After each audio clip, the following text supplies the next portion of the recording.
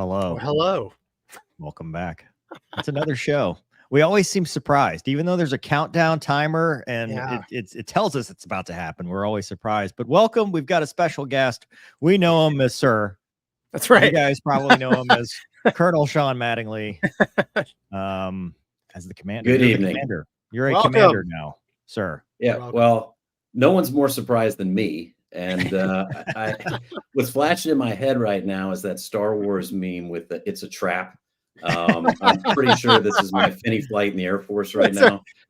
So between that, I'm sure I'm going to get cyberbullied by Gonky. So I'm ready for it. Well, so we'll just get right down to the tough questions, sir. So yeah, the question that is won't why? take long to get to tough questions. So good luck. Yeah, it's just one question. Why? Go. Yeah. If I knew that, I probably wouldn't be here. Yeah. So we appreciate you coming on the show. I know we've tried, we've stiff-armed, we've tried, and now we finally cornered you, which is appropriate because you're in the corner. I am kind of in a corner, actually. Yeah, I'm in the corner of my office. My wife put me here tonight, so this is where she told me to go sit. So this is what we're stuck with. Ironically, Gonky's wife put him in the RV. Yeah, it's okay. The ironic part, though, is it was right where we wanted to be in the first place. So just as long as they're not watching, then correct. You got to play chess, not checkers. Yeah, 100%. That's awesome. And Doug, hello. Good evening, gentlemen. I was editing banners.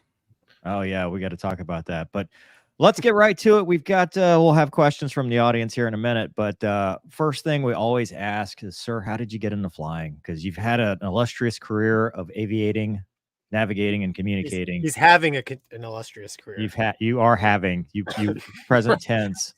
It just ended 2 minutes and 27 seconds ago. So that assumes that many people actually watch this show. So don't worry. Yeah, true. They'll see it. They won't see it. It's fine. True.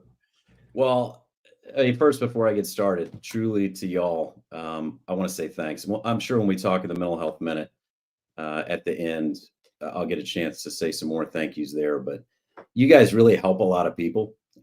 Your current boss and I have sent multiple folks your way, either to watch this or even email you or whatever. And y'all have helped a lot of folks. whether they're interested in aviation and trying to figure out how to join the military or the Guard or the Reserve or whatever. I really appreciate it. And I know you work with a flight doc that I knew a long time ago in one of my sister squadrons, and they've helped you out a lot with folks that have had medical questions and things like that. And so before I even get started, just thanks. And honestly, that's why I'm here, because if I can help at all with telling a story, and I have a few, they make them tell me no moments that maybe I can share, and hopefully I'll help somebody. But I really appreciate what y'all do.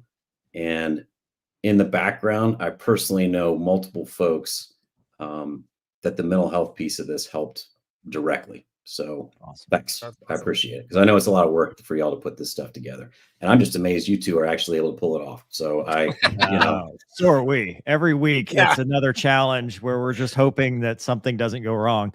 But if we're going to say thank you, I have to thank you for allowing me to continue in this man's Air Force. I mean, without you, Gonky, I'm in the RV with Gonky. Listen, there's worse places to be. I'm a very small cog at a very big wheel, but like I said, what y'all have done, it makes every single bit of work worth it for everybody that's been trying to help you guys out. And trust me, I hope you guys see that. I hope you guys see the actual impact you have versus, I'm sure you look at views and that kind of stuff, but I hope you all get emails from folks that tell you directly what you did, because I personally have gotten them about you, and I hope you do too. So thanks. Thank you. Thank you. Yeah. So how did I get in? What'd you ask me? How to get into aviation? Is that what we're talking about? Let's start from the beginning. Did you start as a kid? Did you start as a teenager? Were you racing cars or dirt bikes and decided I want to fly? Did you race an airplane with a dirt bike through a canyon and then steal an F-16? Is there a movie about that? It could be. It's a documentary. I mean, really what got me in was Iron Eagle 7. That was really what did it for me. 6 didn't, but 7 was the one that shoved me over, that I said, that is what I want to do. Perfect. Chappie. Perfect. So, as a kid, so it was kind of the family business. Both my dad and my stepdad were pilots. They had both been Air Force pilots and airline pilots. And so I kind of grew up in that community. And I remember I remember this very clearly. I was about 5 years old, and I was at the air show at Dobbins Air Reserve Base. And I was sitting in, of all things, your favorite airplane, Gonky, the C-130. Nice. Same seat that you sat in. And here it comes. Is it available? There we go. There it is. Just like that. There you go. That's it. Also, I looked almost. There we go. Yes, perfect. So I was sitting there, and I just said, "This is what I want to do. How do I get here? How do I make this happen?" And thankfully, I was growing up in a community of folks that could help me. And kind of the advantage to that was it sort of put me on autopilot as far as staying out of trouble, not getting arrested, speeding, all those kinds of things, and the friends that I picked. Which could be the most important thing. I think probably most people would argue is who your friends are. And it kept me going the right direction through a time period where a whole lot of people go the wrong direction, as being a teenager and things like that. And all I wanted to do was somehow cross the finish line and become a pilot in the Air Force. That's really what I wanted to do. The airlines were kind of secondary at that point. And so I just kept working towards that. I was not, if you could ask anyone that knows me, I am terrible at math. So if there's anybody out there that thinks you got to be good at math to be a pilot, that is completely not true. Otherwise, I would not be here. All of us. I mean, this whole group here, please no math in public. Right. I got basically through calculus later in college by begging a professor, would it be worth it for you to never see me again? And apparently it was. And that was how I got out of calculus in college, because I never had any clue what was going on in there. Did you go to real college or the school? No. I listen, I went to, I'll tell you that in a second, but through high school, I was, I really loved science. I loved physics. That was probably my favorite course in high school, was physics, and had an amazing physics teacher. And she basically just gave us free reign to run experiment, do all kinds of crazy stuff. We went on these really cool field trips and She was incredible and honestly kept me really interested on the science side. And then when I graduated from high school, I went to Wake Forest University in North Carolina. And so not the school in the mountains. No So I did mountains. not go to any of the academies or anything like that. Went to Wake, and the one thing I always heard from all the pilots was always have a backup plan, because you never know if your health's going to go out. The airline shut down, the military always, opens the pipe, closes the pipe. They never keep it kind of stable. And so timing is 90% of this. You could be completely ready and you get there and just not the right time.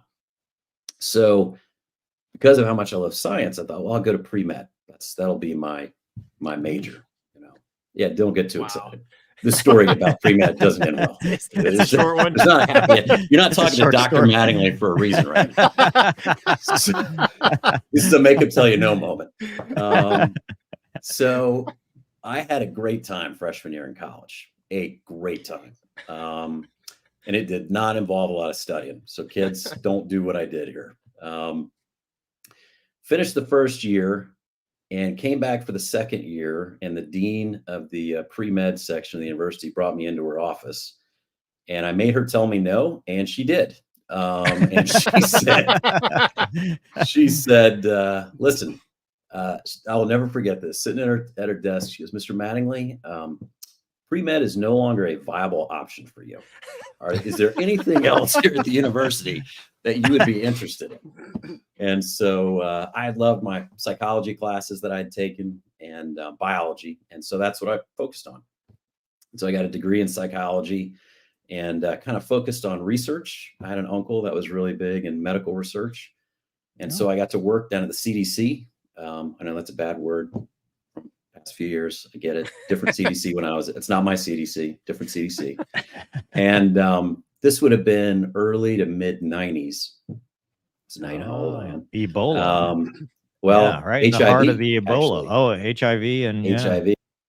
So I worked in containment. And so I was in the suit, the whole 9 yards. Oh, wow. And and so my job was to grow normal human cell lines and infect them with HIV, and then see how the virus propagated to try to figure this out, because nobody knew how that worked. And I loved the job, but after I was in there for 8 hours a day by myself in this containment area, and I had a window that was about like this big, and the glass on it, I don't know how to turn my hand here, was like that thick. You're like a nav. I was. You're like a nav. You're gonna get hate mail, bro. Hate mail to Gonky. Right. Gonky. Yeah. At cyberbully.com. The ready room, not mover. Right. So Sorry. I was like, look, this is not me. I got to be around people. I love the job. And so I ended up getting hired by a pharmaceutical company out of college. Met my wife there. Immediately knew she was the one. She was not convinced for about 6 years. But when we had our first couple of, we had a couple of lunches together at work, and we were like, hey, is this what you always wanted to do, work at this kind of a company? And she's like, no, I'm going to medical school to be a PA, and I'm going to go out and do that. And she's like, well, what have you always wanted to do? I said, well, I always wanted to be an Air Force pilot. And she just goes, well, then why aren't you? And that was kind of a hard question to answer. Yeah. So had you flown at this point? Had you? So I had had you my done private pilot's license, Okay. but that was it. All right. And so that was kind of a punch in the face. And I was like, man, I'm like 23 years old now. The clock's running. Back then, I'm trying to remember. I think back then it was like 28 or 29. You had to be in training. And it's not a quick process to get there. So, being 23, 24, 25 years old, the clock is starting to run. And so this was Clinton drawdown time after the Gulf War. And so academy folks were getting banked. They weren't taking civilians off the street into the active duty. I still went to recruiter, did all the testing, did AFOQT, all that kind of stuff, and did well. I got good scores, and the BAT thing was brand new. I was one of the first classes to do the basic aptitude test. So I did all that, but it was timing, just like they had told me 15 years before, be ready for the timing to be bad. In the meantime, this thing called the Guard and Reserve popped up, which no one had ever told me anything about. I didn't know anything about it. My dad happened to be flying with a flight engineer who had just gotten hired. And he said, yeah, I think the Guard and Reserve is actually hiring. My dad's like, well, how do you get in that? Like, I don't even know, because he had been active duty. So they gave me some advice, and I found I was near McGuire Air Force Base, which is up in the Northeast, just south of New York City, kind of north of Philadelphia. And so I got a contact at that base, drove over, and said, hey, I'd love to figure out how to join one of these squadrons. I don't have any clue how to do any of this, but I'm a good learner, and if you tell me what to do, I will go do it. And there was no internet, it's like you could Google all this stuff. And this guy, super nice lieutenant colonel, he said, look, man, we don't have anybody for the next couple boards that we can just pull off the street, because we're taking some of our enlisted folks and sending them to pilot training, which is the right thing to do. But here's this book of every Guard and Reserve squadron in the United States. And he said, my advice is sit down here at this office on this phone and start dialing the phone and tell them who you are. Tell them what your scores are, tell them all these things, and don't be afraid of any airplane that's out there. Like, in other words, don't have a favorite airplane right now, because your goal is to get to pilot training and then make your deals after that. Well, that's pretty good advice. So I sat down and I just started dialing. So I was on the Guard side of the base. Ironically, I didn't know this because I didn't know anything. The other side of the base was full of reservists, and there were 4 reserve squadrons over there, actually 5. Wow. Wow. Bunch of C-141s, and then this thing I'd never even seen before, KC-10s. And I had seen all that stuff when I drove in, and I was like, man, who's flying all those things over there? That looks pretty cool. So I called, and sure enough, they said, yeah, we're looking at having a hiring board for the entire wing, and it could be in any one of these squadrons. Would you be interested in coming? It's like, well, yeah, like, what day do you want me there? So I went, I interviewed with all the 141 squadrons first. We had a lunch, kind of all the candidates hung out together, and it's like rushing any squadron. You go in, you talk to everybody, hang out, go eat with them, that kind of stuff. Because, you can almost teach anybody to do the flying piece, but do you want to bring somebody on that it's going to be really hard to get rid of? That's kind of how you have to look at this. It's once they're in there, it's hard to get them out. And so they want to make really, really sure that they can get along with you, and they'd be fun to go on the road with, fun to deploy with, fun to be up all night, when you're not at your best with.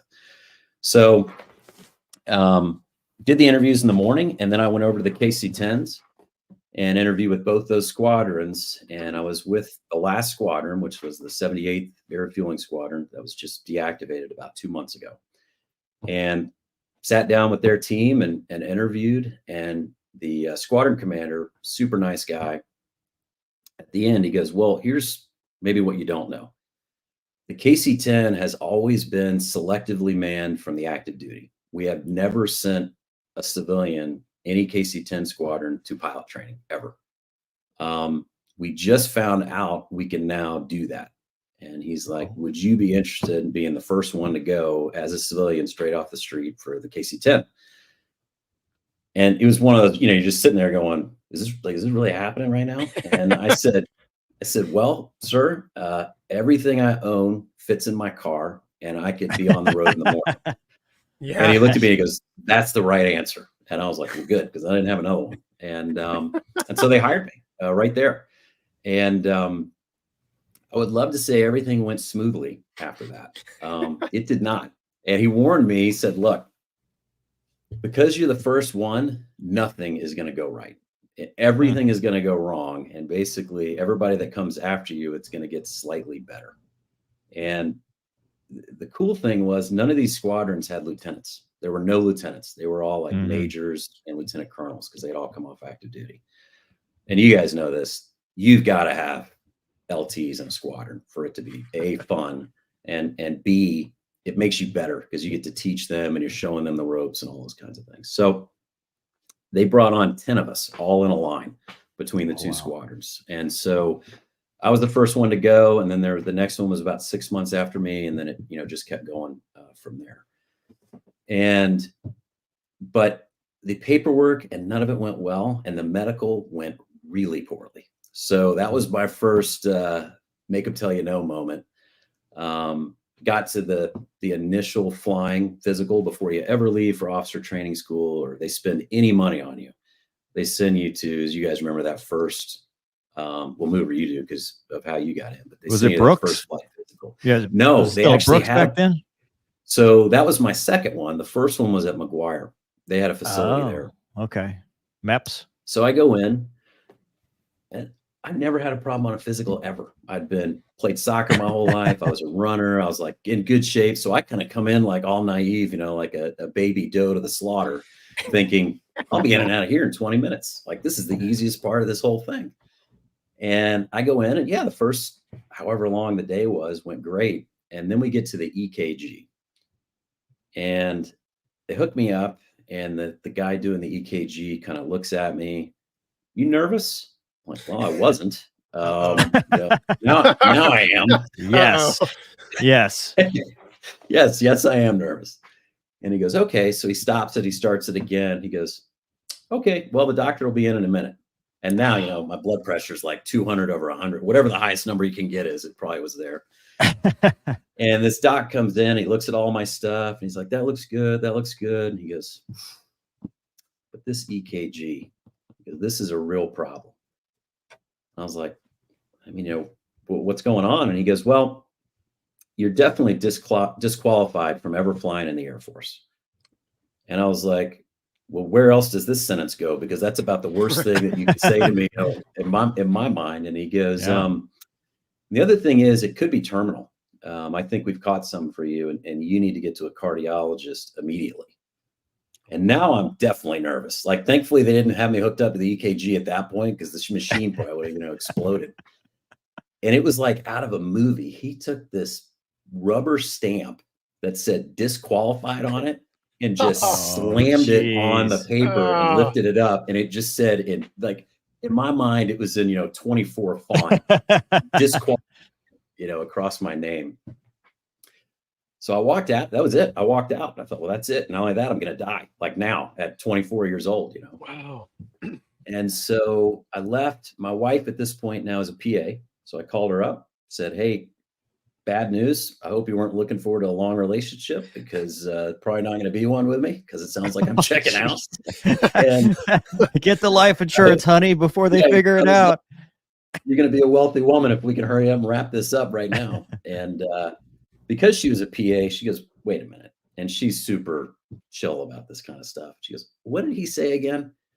And I told her, and she goes, there's no way this is right.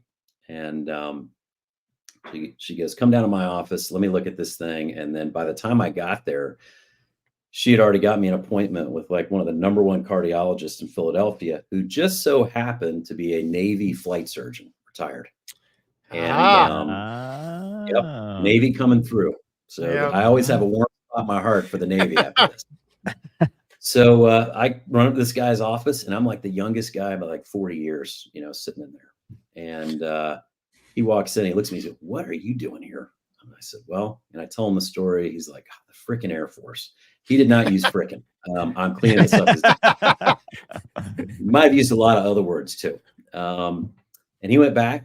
I went through ridiculous amount of testing, and there was absolutely nothing wrong with me. This guy just misread the EKG. But the span of how long that took. Turn it right side up. Yeah. It's like, oh, actually, you're in great shape. Yeah. Oh, thanks. Not gonna die. Government always fixes everything. We need, perfect. This is why I want to pay for my own healthcare. I do not want the government doing my healthcare as little as possible. So I said, well, now I got to reapply. I had to go back through the process. And then because it was in my record, now ungetting that, out of your record is unreal. It takes forever. And so I missed a board. And so that cost me 6 months, almost a year before I got to go into pilot training. So was the squadron supportive during this time? Like, what were they doing? Like, were they like, hey, dude, we're going to do everything we can? Or what was kind of that support network there? Yeah, as soon as I called them and told them what happened, this is not something they hadn't heard of. Just like now, they were like, okay, we know how to do this. Let's start the process. Don't quit on us. Trust us. Based on what we're seeing, we're going to get you across the finish line, but start to get that long view. It may not be in the next 6 months because we know how this goes, but they let me stay connected to the squadron. They let me come up and do stuff with them. And they were awesome. Really awesome because cool. I was one of the fold at that point. Like I was one of theirs, and they treated me like that, which was great. That's awesome. So the other part that helped, everything got hung up, in some mystical office somewhere, and no one could break it loose. So I had something very big in my favor that I did not know. And that was my dad's roommate in pilot training, who went and became an F4 guy, decided being an F4 guy wasn't cool enough and went to medical school and became a flight surgeon and an F4 pilot. Oh, wow. And then while I was going through this, became a 3-star general and the head of the American Medical Association. Jeez. So that's my dad's roommate from pilot training. Wow. I did not want to use that immediately, but at some point when you're completely stuck, you reach out to every contact that you have. Yeah, for sure. So we reach out to him, and I'm at my civilian job working, and the phone rings. It's like, sir, this is Major so-and-so. We understand there's a problem with your medical record, and we'd like to rectify that immediately. And I was, You're like, is this a prank? And I was like, and they're like, are you a captain? Or and I'm like, no, I'm like a nobody. I'm a civilian. I don't know what you call me. I'm a civilian. I'm Shawn. So thankfully they got it worked out. And then I made the next board and was able to go through to OTS, and actually went to OTS with your chief of safety down at the wing that you're down out right now. He and I were at OTS together. So he got me through that. DG, and, were you done graduated, or like the number one of? I had been advised heavily on how to get through OTS, and it was not to be DG. It was get through it and do a good job. Don't give us a bad name, and then move on to the next phase and be getting ready for that. And most importantly, don't get hurt. That was the best advice I got. Was the PT test, like flicker ball, all this stuff that you do. Don't get hurt. How they still do flicker ball? Yeah, I did flicker ball. Yeah, you really do. Wait a minute, you really? We did flicker ball. Oh, yeah, we did flicker ball, dude. We even had a what do they call it? What's the thing where you sing it while you walk? Is it Jody's? Yeah, it was about flicker ball. Like there were songs about the flicker ball as we marched. They love some flicker ball over there. Listen, Gonky, the Air Force is serious. I don't know what goes on in the Navy. We have culture, Gonky. Didn't realize Look it up. Among such you Navy guys individuals. don't know anything about culture. No, that's true. You don't have any history, business, right? Yeah. So, anyway. But the cool thing was, when my dad and my stepdad, when they had been in the military, I was never around that, and so truly for OTS, I did learn a lot, about how the military works a little bit, all the basic rank structures, kind of all that stuff. And so it was actually really good. I enjoyed it. I had a great group there. We had a ball, as much fun as you can have doing that. But we're obviously all thinking about the next thing, which is pilot training, which is, coming around the corner. And the cool thing was we knew a huge chunk of us were in the same class.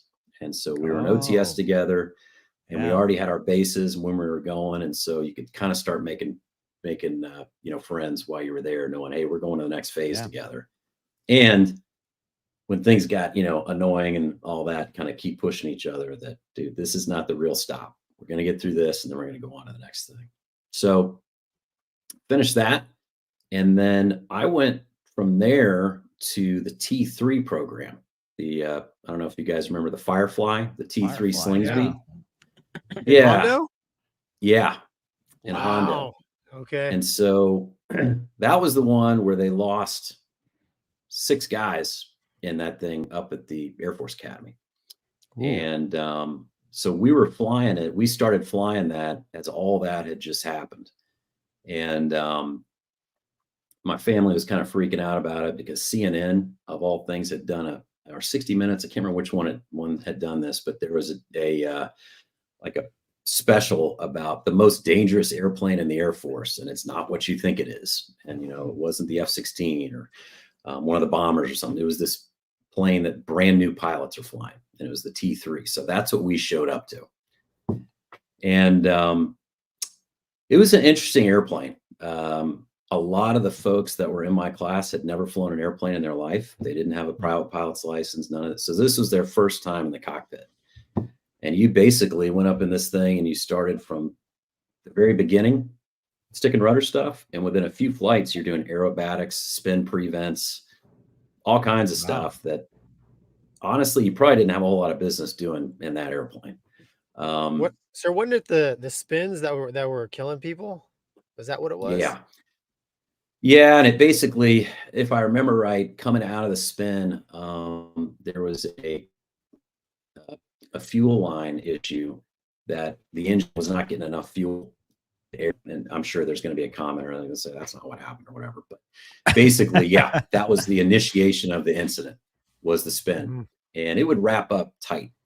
And so they showed you a video before you went up for your first spin prevent. And this thing entered spins violently.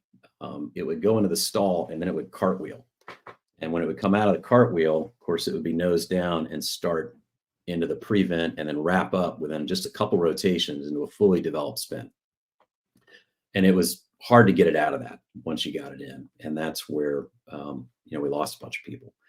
So the first one of those, I went up and the instructor demos it. You watch this video and now you're like, this is all in your head. 6 people died. Now you're going up to do this thing. And it's like, I'm not learning anything at this point. I just want to live after this event. Land and live. Land and That's live. it, man. That's it. And so we go into this prevent and it's so violent. I get chucked forward and my boot gets stuck under the rudder pedal. Ooh. And so the instructor is trying to recover out of it and he's shoving on the rudder and it won't move to get him out of the spin. He's yelling at me, get your foot out of there. Yeah. So now I'm under the glare shield, pulling my boot out from underneath the rudder as I can feel this thing starting to really wrap up. So we recovered. And I think we just did one and went home. I think he was like, yeah, you've seen it. Yeah. That's all we need to do. So wow. We fly back and land. And when we landed and taxied in, we were the last airplane to land. And popped the canopy, shut the engine down, and giant voice, over the speakers. They can reach you on the speakers out on the flight line. Comes over and it just says, all T3 crews report to the flight room. T3 program has been canceled. And while you were there. Yeah. So I don't know if this is true or not. The academy was not flying and we were, and I was the last guy to taxi in. So in my mind, I'm the last student pilot to fly the T3. And I did not have a very good time that flight. Let's put it that way. So I get out of the airplane. I'm like, what the heck's going on? And an academy airplane had another engine failure and they dead sticked it in and survived. And that had happened that day. And so shut the program down. They said, we don't know what we're going to do. So we were kind of on hold for, I think it was like 6 weeks, 6 or 7 weeks. I actually went back to McGuire and waited there. And then what they said was, anyone who has a pilot's license, you're going to go to your class at Laughlin right now. Pack it up and go. And so all of us that had private pilot's licenses left and we got down there. And en route, they then said, you know what? Everybody's going. Whether you've flown an airplane or not, you're going to pilot training. We used to do it this way. We're going old school and good luck. And so when I got down there, my seatmate, he'd never flown an airplane in his life and did amazing, And so it was kind of an odd way to get down there, though, because we were the first class that happened to. What year was that?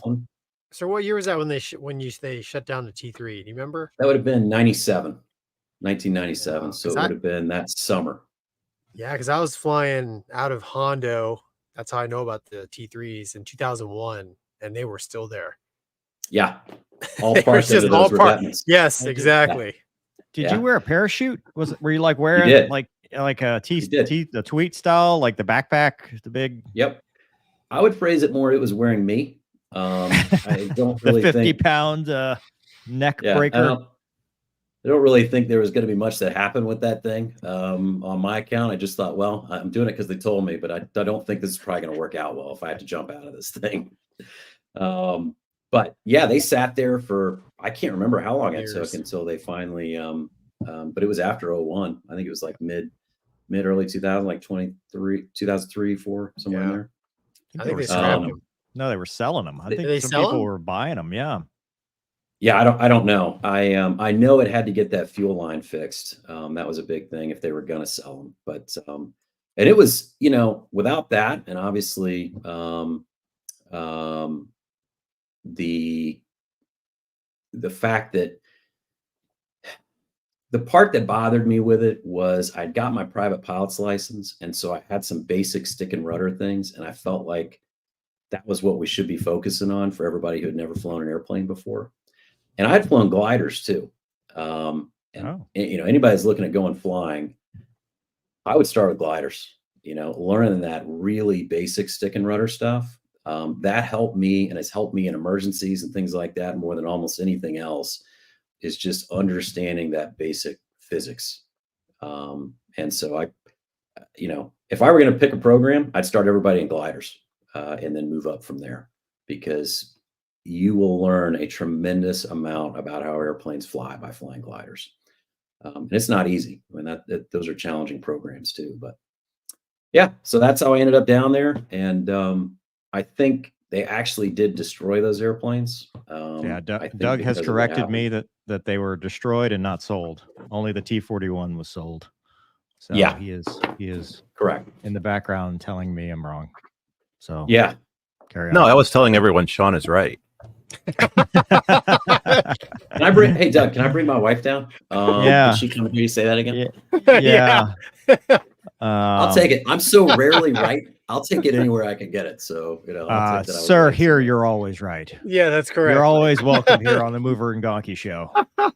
You retire, and then your jokes aren't nearly as funny, and then you start being wrong. So that's how it is. But yeah, I got down there and to Laughlin, and it's pretty cool because 33 started, if I remember right, and half of us were guard and reserve, which kind of created this really cool atmosphere in our pilot training class, because no one was holding back information. Everybody was like, hey, anything I got's yours. I know I've heard you talk about it before, Mover, that if you're there to help everybody else, you're going to get better in the process. You're going to get way better.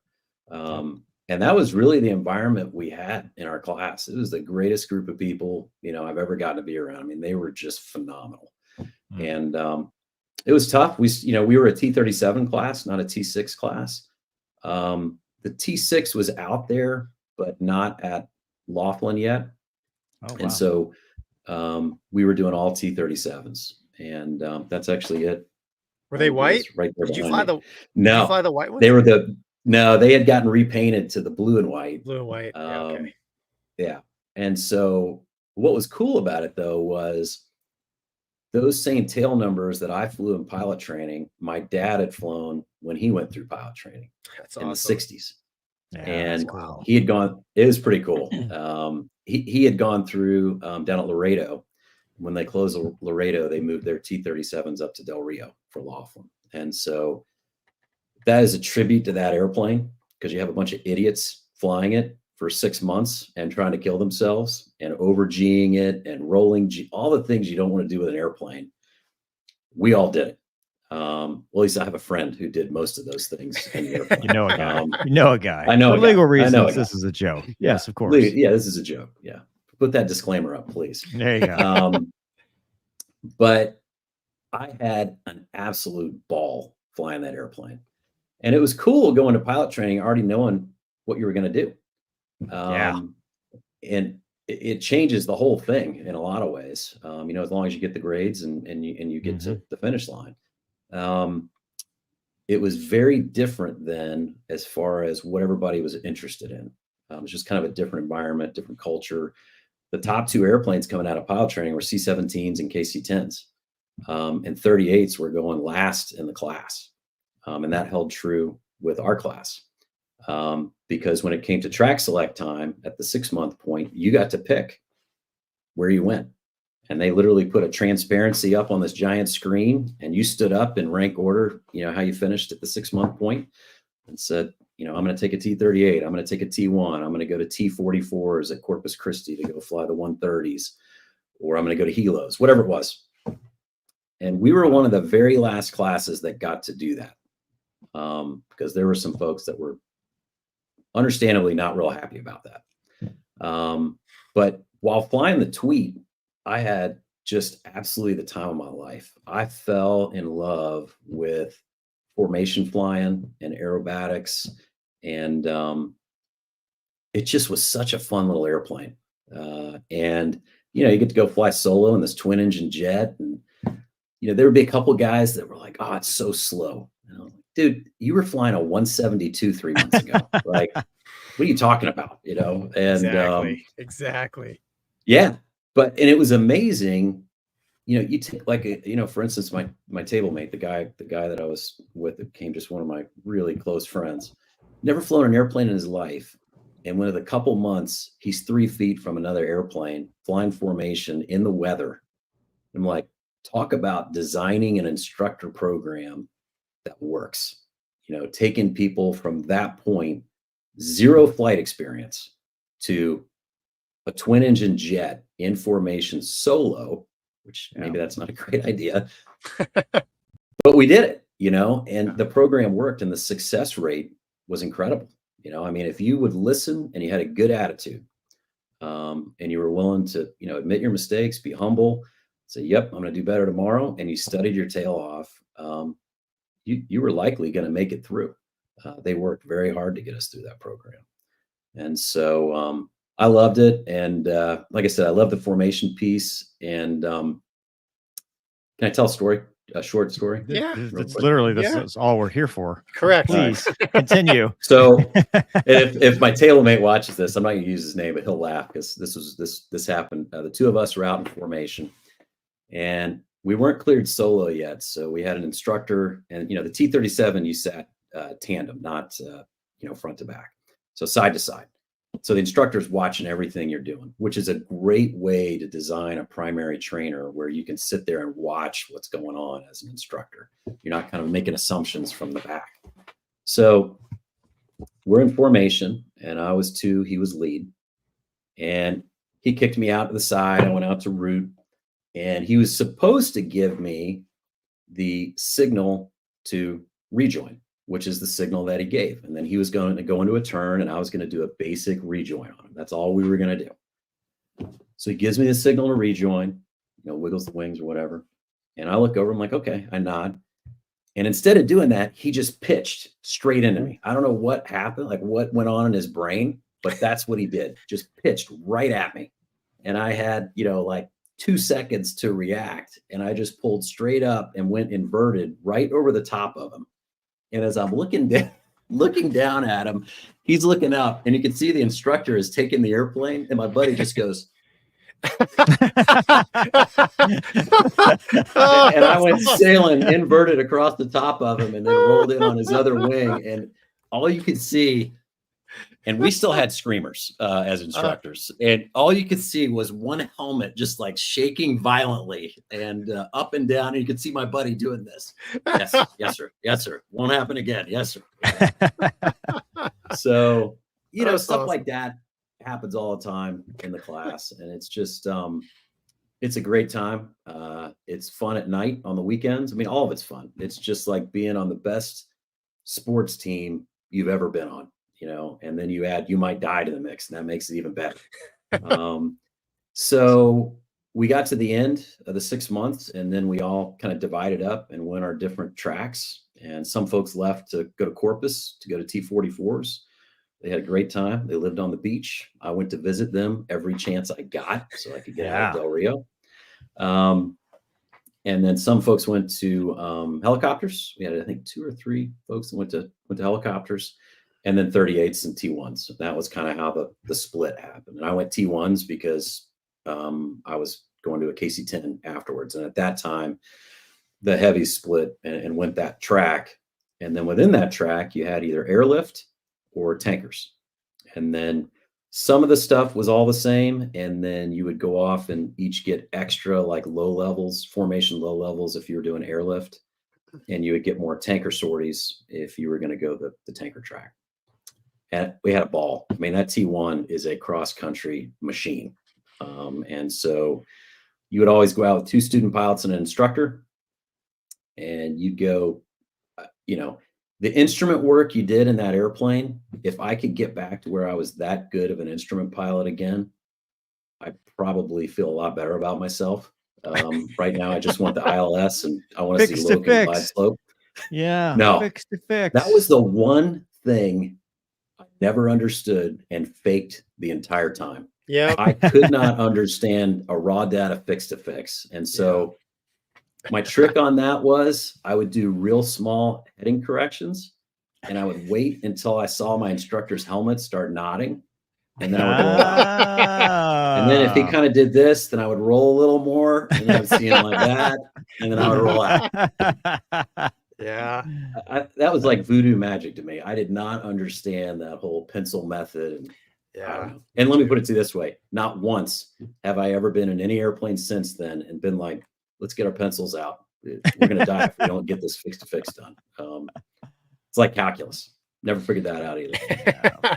Wow. But was there a temptation in the tweet, because you're obviously doing really well. And, the previous guy had said, hey, just get your foot in the door. And then once you get that pilot slot, you may be able to massage things. Was there a temptation to like look at your options and say, hey, how about, about that F-16 out there at Homestead or something? So there was a moment, and only me and 2 people in the room know this moment. Yeah. Well, my wife knows, because she's like, oh, wow, your life kind of could have gone 2 very different ways. So what I didn't know, and I'm not going to say it's like this now, because I don't know the answer to this, but as a student, you don't know what's going on behind the scenes. There's this whole curtain, and on the other side of that curtain is the instructors and big Air Force and big Reserve and big Guard. Yep. And those are machines that have to fill slots for pilots. And they are being told, you have a requirement this year in this airframe, you need X amount. And, the math is the math, and they will get their number. But what happens when you get to pilot training is people get sick, people get hurt. When we went out to do our parachute landing training, the first guy broke his leg, the second guy dislocated his knee, and the third guy landed in a cactus. So, it was not a great. Right. What I kept doing was I kept pushing guys in front of me. I was like, oh, no, you go ahead. You go ahead. I want to see 2 that succeed without the ambulance before I do it. Yeah. But that kind of stuff happens. We had a guy blow his sinus, was out for a long period of time. And then some people just don't get the grades or don't make the cut at some point. Yep. Not everybody graduated. I think between SIEs and folks not passing the program, I think it was like 20% or something like that, that didn't finish from who we started with. So the question then was, I finished tweets and it went well. And I loved it. Like, I really did love it. And what I didn't know was behind the scenes, units then are trying to fill a slot that now is vacant because someone got hurt or they just couldn't do it or whatever. And so in the background, there's all that going on. You don't know that as a reserve or a Guard student. The active duty isn't going to get to play in that, but a Guard or reserve student, if they had the grades, they could go and now take that slot in that unit that just lost somebody. Maybe they lost somebody in IFF or something like that, where they didn't make it through. I didn't know any of that was going on. I just knew what the next sortie was and was ready for that. And then we graduated. And no offense to you, Mover, no offense to your precious Viper. The only fighter I had any interest in was the A-10. Valid. Valid. All right. Valid. All out. And when I had worked for that pharmaceutical company, I worked in Arizona for a long time, and I'd worked down near DM. And so I'd watched those guys over and over and over again. And I was just like, that is a cool mission. The dudes and dudettes that I met were some of the coolest people I'd ever been around. They were the most 100%. grounded, humble, Yep. you know, they are just, they could get along, in my opinion, with almost anybody. And so I loved hanging around with them and getting to see what they did. And so the only fighter I was ever interested in was the A-10. And so we're sitting around after track select, I'm having a beer, and some leadership is in the room, and it's just those two and me, and the door is shut. I'm having a beer, and we're, you know, I thought this was just, how did you think UPT went so far? And, you know, I went pretty good. And they're like, you ever thought about doing fighters or anything like that? And I said, nah. I said, you know, my unit sent me here, you know, I'm thinking back to the first unit to send you is your favorite unit, always, right? So loyalty, you know, I'm not going to back out on somebody. I would never do that. And I said, plus, you know, the only thing I would ever want to fly is the A-10. And it got real quiet. And then one of them goes, what if that could happen? And I was like, and then I started to get a weird vibe. Like this was a different conversation than what I thought I was sitting in on. And I go, well, and you know, young, don't understand the system. I just want to get done. I want my wings. I don't want to mess anything up. I don't want to, you know, this amazing group of people supported me for over a year with this medical stuff. And so I was like, no, I'm going to my unit. And I said, yeah, no, I'm going to KC-10s. And, you know, and that was it. And then we walked out. And my wife was down for track select. And that night we were talking, and I told her that. She goes, that was a fork in the road. Like your life might have like diverged, you know? And so I only know, you know, obviously the life I got to live, and I loved it. I wouldn't trade anything for what I got to do and what I still get to do. But I would say my lesson from that, and what I've told other people when they left for pilot training, is there's a whole lot of stuff that goes on behind the scenes that you don't know about when you're in the Guard and Reserve. And if you're willing to go do something different and they ask you a question, they might not just be asking you for fun. They might be asking you because maybe there's a reason, you know, and maybe there's an opening that you don't know about. You know, like I said, some dude just blew his sinus. He's going to be out for a year, and they need to get that spot filled. And there's horse trading that goes on. You know, we did that later when I was in my squadron. We would trade with other squadrons and move people around. And so in my mind, I went down there, and it was a fixed, you're on a set of rails, don't deviate from the rails, stay on plan and get done, and then decide what you want to go be in life. So yeah, did it pop up? Yeah, it did. I was not expecting it, and I had no idea that was how things worked. So that That's happens awesome. throughout your career, right? I mean, in the reserves, that whole behind the curtain thing, people ask a question and there's stuff happening that you don't know about. I mean, that's not just pilot training. Correct. 100%. 100%. You got to be open to, I always tell people, you know, the more you say yes, the more your life gets interesting.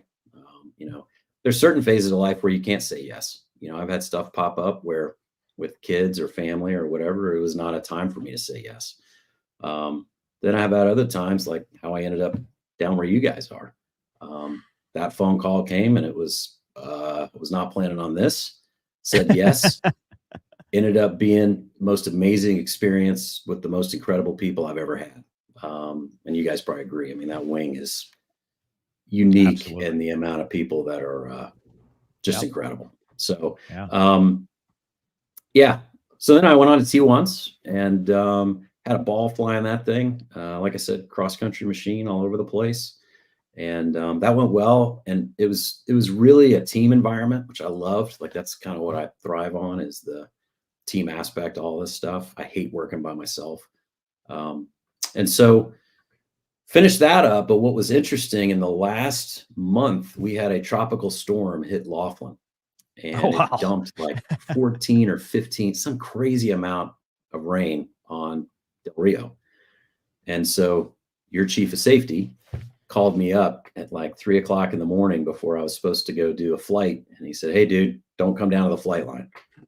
I was like, oh, what's going on? And he's like, when the sun comes up, go to the top of the hill and look down at the airport. Because my house was kind of I was in a base house, and it was up on a little ridge. So the sun starts coming up. I walk out there. The entire flight line is underwater. Every airplane is underwater. And there's a dude in a canoe paddling between the airplane. And I'm like, you gotta be kidding me. And so, yeah, we go down there and everything's underwater. T-37s up past the ejection seats. T-1s all the way filled Wow. up into the avionics bays. Oh, wow. The only ones that made it out were the 38s because they were up on a little bit of a hill, and there was kind of basically they got on an island surrounded by water. I mean, it was, sadly, the town of Del Rio got destroyed. I think they said it was like a 40-foot wall of water went through town. Wow. Killed a whole bunch of people. No. They loaded us up in Humvees immediately and took our class downtown, and we started doing security. The guard brought in water trucks, the big tanker trucks full of water, and we just went door to door trying to get people fresh water. We'd like fill up a swimming pool for them or whatever. And it was kind of my first look at what the military does on the humanitarian side, which would come in later when I flew C-17s and 10s. And it was pretty amazing, the capability when you focus the pointy end on a humanitarian effort, what they're able to accomplish in a short period of time. And so that went on for several weeks, and then they decided to try to fly again. And the first one was a T-37. And so they threw 2 instructors in it, and they moved all the other airplanes out of the way, and they tried to start it, and it caught on fire. And so not ready. They jumped out and they said, they jumped out. They said, it's not ready yet. We're going to wait 3 more days. So they waited 3 more days, and we kind of went through this evolution of starting airplanes until they didn't catch on fire. And then I finished pilot training, but it delayed me about a month. Wow. Getting done. Wow. Yeah. And then I was off to survival school and then back to McGuire for KC-10s.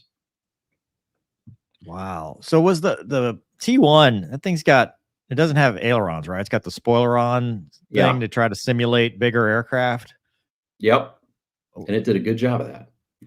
Not super maneuverable, and on low levels, it could get a little squirrely.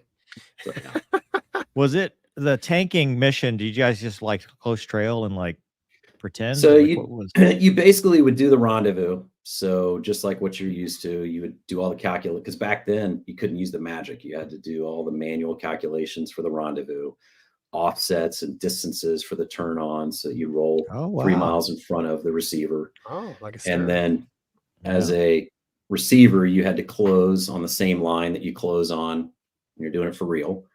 And then you would get to pre-contact 50 feet. You'd hold 50 feet. And then you would close to contact and simulate being in contact with the boom, do the turns, all that kind of stuff. Practice turn the autopilot off, fly into a cloud, shark fin your way through the weather. Pump the yoke. You are not talking about KC-10 pilots. It's all I'm going to say. You're right. That's true. Valid. That's true. I'm talking about the 135 Bubbas amongst us.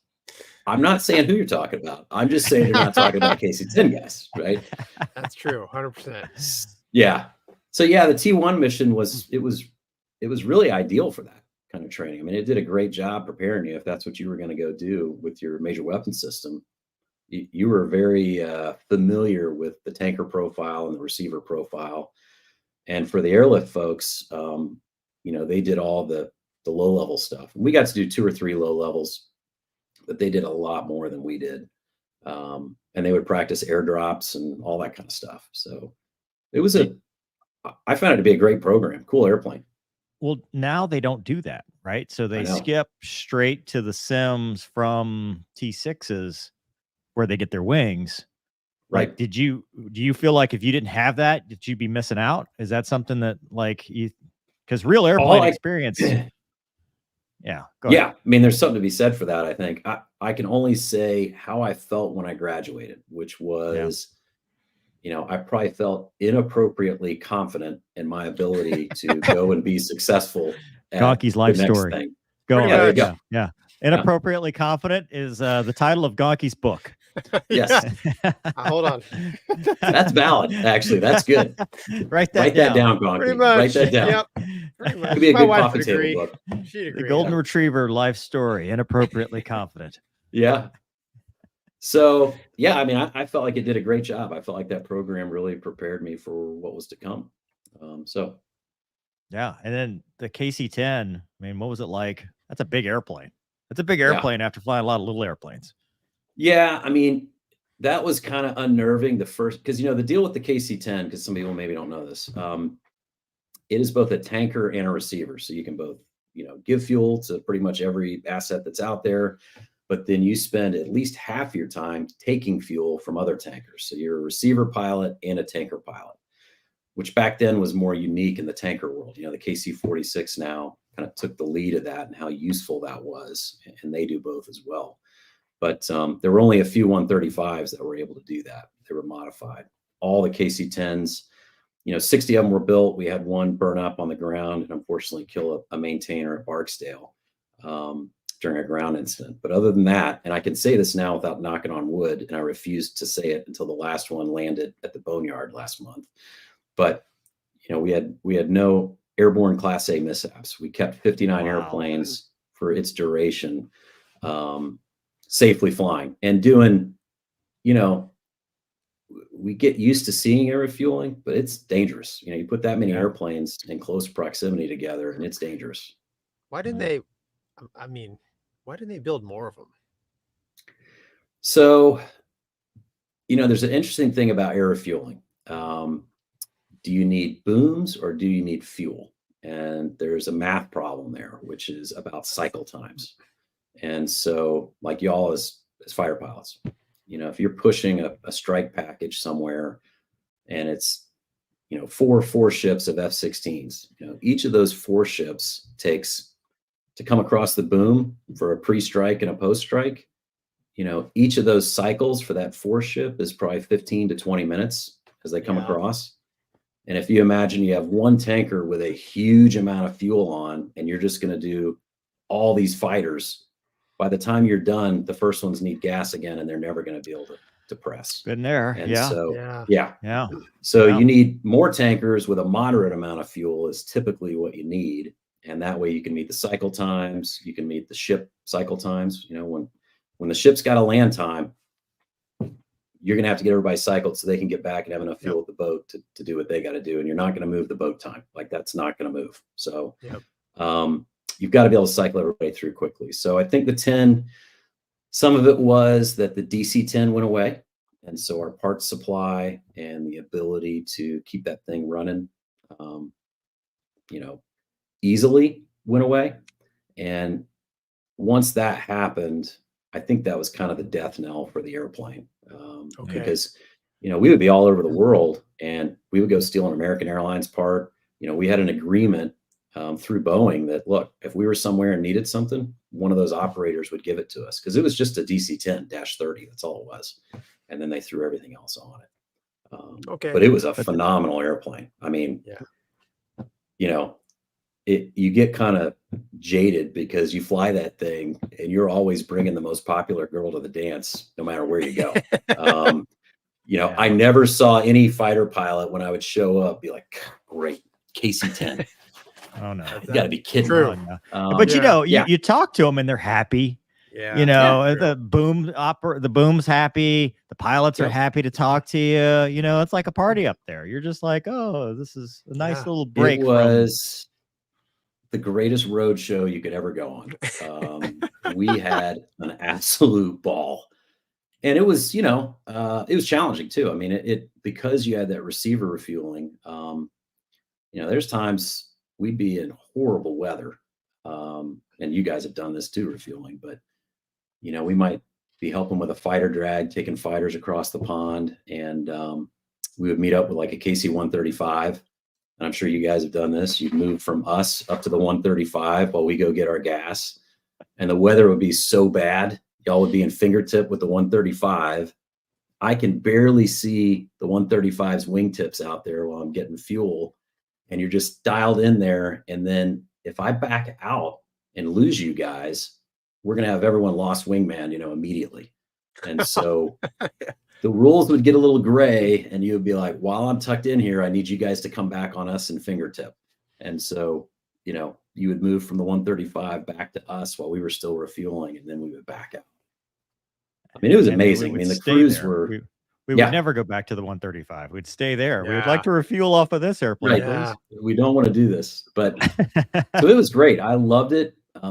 Phenomenal people. Most of everyone that taught me, they were strategic air command folks. And so they had a standard, a super high one. But they were also a ball to go flying with. They were just a real group of professionals. I mean, I loved being there. And as a new guy, as a lieutenant, being raised up by people like that in your first squadron, I mean, it kind of just sets the tone for their going forward. So it was great. I loved it. You caught the white paint job too, right? I did. Yeah, there were a few. In fact, I think. Yeah. Yeah. I got one back here. This is the SAC paint job, Strategic Air Command paint job. Oh, Yeah. So there were awesome. still, I think, 3 of them painted with that when I got there, and that was kind of cool to see. And then they all went to the Gray Ghost and kind of lost their specialness once that happened. But, This is late 90s ish. Yeah. We're talking when you got Yep, back. 98. So was it still like, because the DC-10, you mentioned American, I mean, it had a pretty bad reputation and airlines were getting rid of it. I mean, so was there any of that, or had they worked out everything and it was just a good airplane by then? It was just a good airplane. You know, we had very limited problems. You know, the Sioux City incident with Al Haynes made some changes to the hydraulic system for us, put an extra shutoff valve in there called the Sioux City valve. Wow. Wow. Yeah. Wow. But we would do that scenario in the sim, and even knowing it was coming, and you would have to be able to land it with just using the throttles and coming around to land. And even with knowing it was going to happen, knowing how to do it because you'd been trained how to do it, what that crew pulled off is an absolute miracle. Yeah. Oh, yeah. You know, we could do it, but again, we had all the gouge, and we knew when it was going to happen, and we would go do it in the sim. But so yeah, the kinks had really been worked out of it, and you know, overall, I had the same kind of emergencies you would have in any airplane over my time. They were losing an engine, or you know, hydraulic system, or something like that, but nothing where you'd go like, oh, this is a trend, and I don't like flying this thing. It's not safe. I've never felt that in that airplane. Never. Does it matter if you lose the tail engine? Like what Yeah, happens? you know, it's when you lose weird. that thing? What people don't realize is that thing's canted actually down. And so like if you're on the runway and your V1 cut is that number 2 engine, everybody's like, oh, it's a piece of cake. Kind of, but what happens is you lose that down force on the nose. And if you lose that engine, the nose pops up real quick. Wow. So it was still a weakness for it, that number 2 engine, because you still had hydraulics and everything going back through it. Plus the tail is there. So obviously that's potentially a problem. Right. But it's the fact it was canted, and that could get you in trouble too, taxiing out of places, because usually it was over the jet blast deflectors. And so we had some crews blow the windows out at the Mildenhall command post one day. That's awesome. Oops. That's awesome. Nice doing business. Did you have an engineer? Did you have a flight engineer, or so you had somebody like monitoring everything? Yeah, standard crew is a flight engineer, boom operator, pilot, and co-pilot. No And nav. obviously, no. And you would take extra of everybody. You know, typically when you went on the road, you have a couple crews at least. Was it steam gauges or partial glass, or? Started as steam gauges, and then we kind of went amphibious, and we had partial steam gauges, and then we had this thing called an FMS 800. So it was like, you know, putting a microwave in a cave. It worked, but you know, it wasn't super gee whiz. But we thought it was amazing because we got GPSs, which we had never had. We only had INSs when I first got there, IRSs. Wow. So, oh yeah. Wow. Yeah, I mean, it was, you could only load 7 waypoints at a time, and you would be ish on all your fixes by the time you coasted in. So plus or minus. Plus or minus. I want to hear a couple combat stories, but I want to catch up with the audience real quick before we continue. All right, I've been talking too long. No, this is amazing. This is good stuff. Another happy Monday, guys. Hi all for super chat. Thank you, Wicked Spider. Corvette World Rob. Colonel, sir, I see the picture there. Fly the tweet, which we just talked about. The answer was yes. It's awesome. Aaron Yep. says the Thanks, age Aaron. cutoff was 27 back then without waivers. There you go. For those wanting to know now, it is 33. Is That's amazing. That is top amazing. end of that. So make them tell you no. You could be an airline captain and come back. You Yeah. could. You really could. I don't know Well, why I you mean, want yes. to, but Senior airline captain these Yeah. days. yeah. Scano6839 says, awesome guest. Just did IFC myself onto OTS. Nice. Congrats.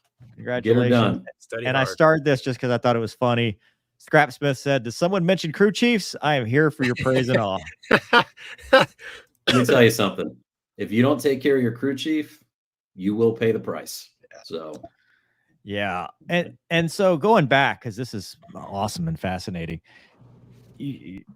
Going into 2000, 2001, you went into some combat situations with that airplane. yeah, we did. And we were not expecting that. You know, that was And not on 9/11, the, right? bingo card. Weren't you working some 9/11 Yeah. stuff when it happened? Yeah, so McGuire, if you look at a map, you know, it's just south of New York City. And so we were living up there when 9/11 happened. And, you know, like the World Trade Centers were almost the first thing you'd see when you'd take off. I mean, you'd barely get the gear in the well and you'd see the World Trade Center, Empire, you know, Manhattan, lower Manhattan. It was visible almost immediately after we take off.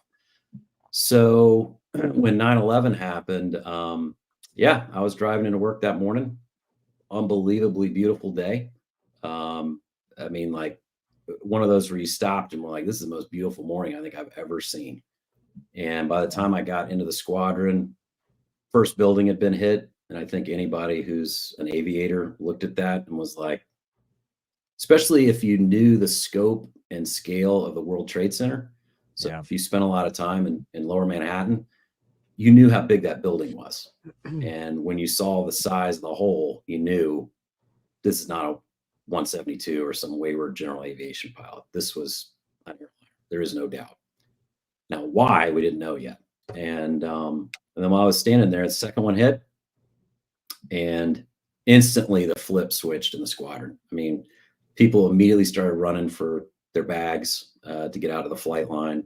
I was looking out, our windows faced to the west, out towards the entrance of the base. And all I saw was security forces running at our building. And the thing that struck me was they laid down and they all faced out away from the building. Wow. And I was like, okay, this is freaking real. You know, something horrific is going on right now. And we had launched that morning what we called a heavyweight air refueling. So we had 2 KC-10s that would launch on that day each week to do heavyweight. So they loaded with maximum capable fuel, and then they would refuel each other all the way to 590,000 pounds. And the reason we would do that, the reason we would do that is because the airplane behaves very differently when it's that heavy. It gets kind of sloppy when you're refueling. And so it was a way for us to practice that. And those 2 airplanes had launched that morning with all that fuel on board. And when they finished their training, one went up over New York to do some training over there, and one went to DC to do some training down there. Wow. And as they each got there, the World Trade Center got hit and the Pentagon got hit. And so those 2 crews took over the airspace, one over New York and one over DC. And the guys over DC got the Air Force Reserve Command Crew of the Year for what they pulled off down there. I mean, it was what they managed, like airspace wise. And they eventually had to land, quick refuel, take off again, and deal with then all the fight, you know, everybody that was then coming in now that we started to get traction on what was happening. Those 2 crews did all of it. They were amazing. Some of my really good friends, and they just, they did a really amazing job. And the tough part was living up there. And most of these, almost every one of them were airline pilots with those same airlines that had just lost all those airplanes. Oh, wow. Yeah. Right. So no one knew whose buddy it was. And we also all lived in New York commuter neighborhoods. So we knew the World Trade Center, you know, I think it's like 40,000 people work in those buildings or something just crazy. And we knew neighbors and things would be lost from our neighborhoods. And so And you know, the first officer on Flight 93 was a guy from my wing, Leroy Homer. He was the FO on Flight 93. And so indeed, it was somebody from our wing. And I didn't know him personally. A lot of my friends knew him really well and loved him. And there's a statue of him out in front of one of the squadrons now.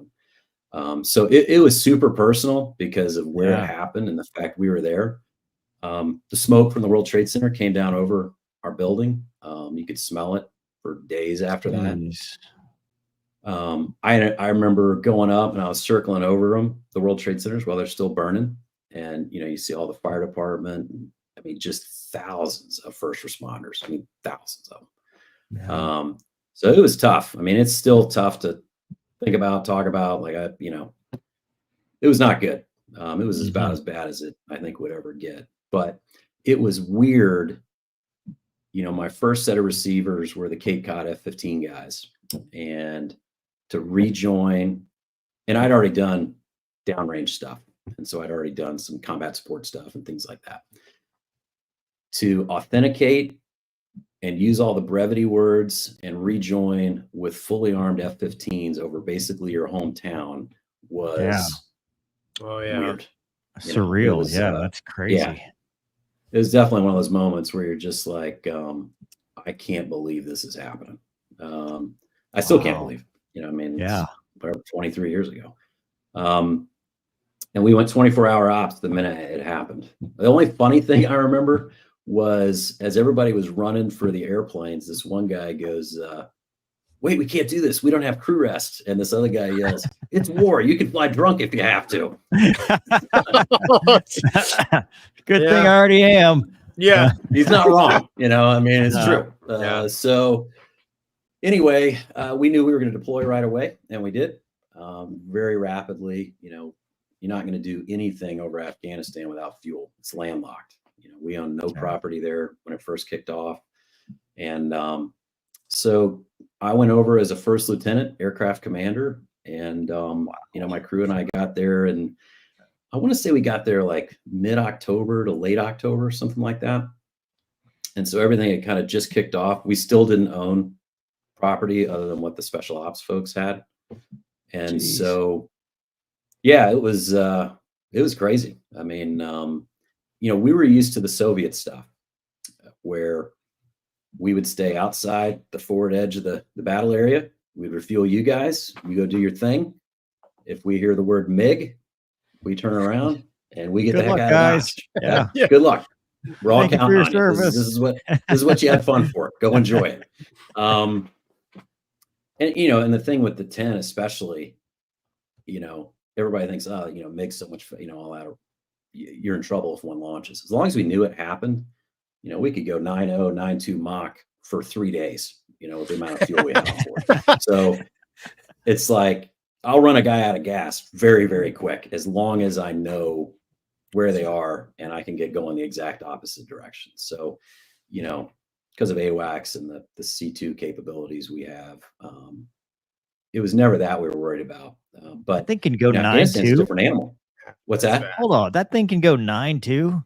So critical Mach on it was 8.8, but it will do 9.2 no problem. Holy crap! That's fast. Good thing you got that third engine. Yeah. So, yeah, and so, but Afghanistan was different because it's all landlocked. So how are you going to do the refueling up there of all these Navy fighters and bombers and all this stuff if you don't have the tankers there? And you know, we were not expecting that. That was going to be the war that we were going to get for our generation. That was not what we thought was going to happen. So yeah, it was the Wild West there at the beginning. I mean, lots of AAA. There were guys that got, you know, the amount of man pads in that country were just outrageous because they were ours. So you know, it was interesting. We had, you know, there were some close calls. We got shot at one night and it got very close with AAA. And that was, you know, terrifying. That's the best way I could describe it. I would put me down for a no on anything being that close to me ever again. But yeah, it it was just a total different way to fly that and employ that airplane. And did it safely. And, you know, our reliability rate was through the roof, because everybody was as lean forward, you know, as you could get, especially coming out of the New York area. But yeah, so I don't know if you want to hear specific stories, I could tell them. Oh, but I don't know how much 100%. time you Yeah, I guys want the have. Tomcat story. I want the Tomcat story. Oh I yeah, have to hear the Tomcat story. Tomcats. Tomcats. Yeah. So, you know, over there, that thing was the Bombcat, obviously, because it did a lot of air to ground work. And this would have been probably early November-ish time frame. Mazar-i Sharif was the prison up there in the northern section of the country where they had the prison break. And it's where that movie, what's the name of that movie? 13 Strong, or about the Northern Alliance and the horses, and the Green Berets, the ODA. Yeah, so that's where all that happened, was in November up in near Mazar-i Sharif.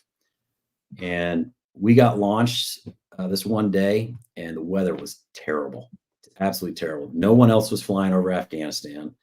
And they said, you're going all the way north. We had never been up there. We'd only been flying for a couple of weeks. You got to cross the Hindu Kush mountains, which are ridiculously high.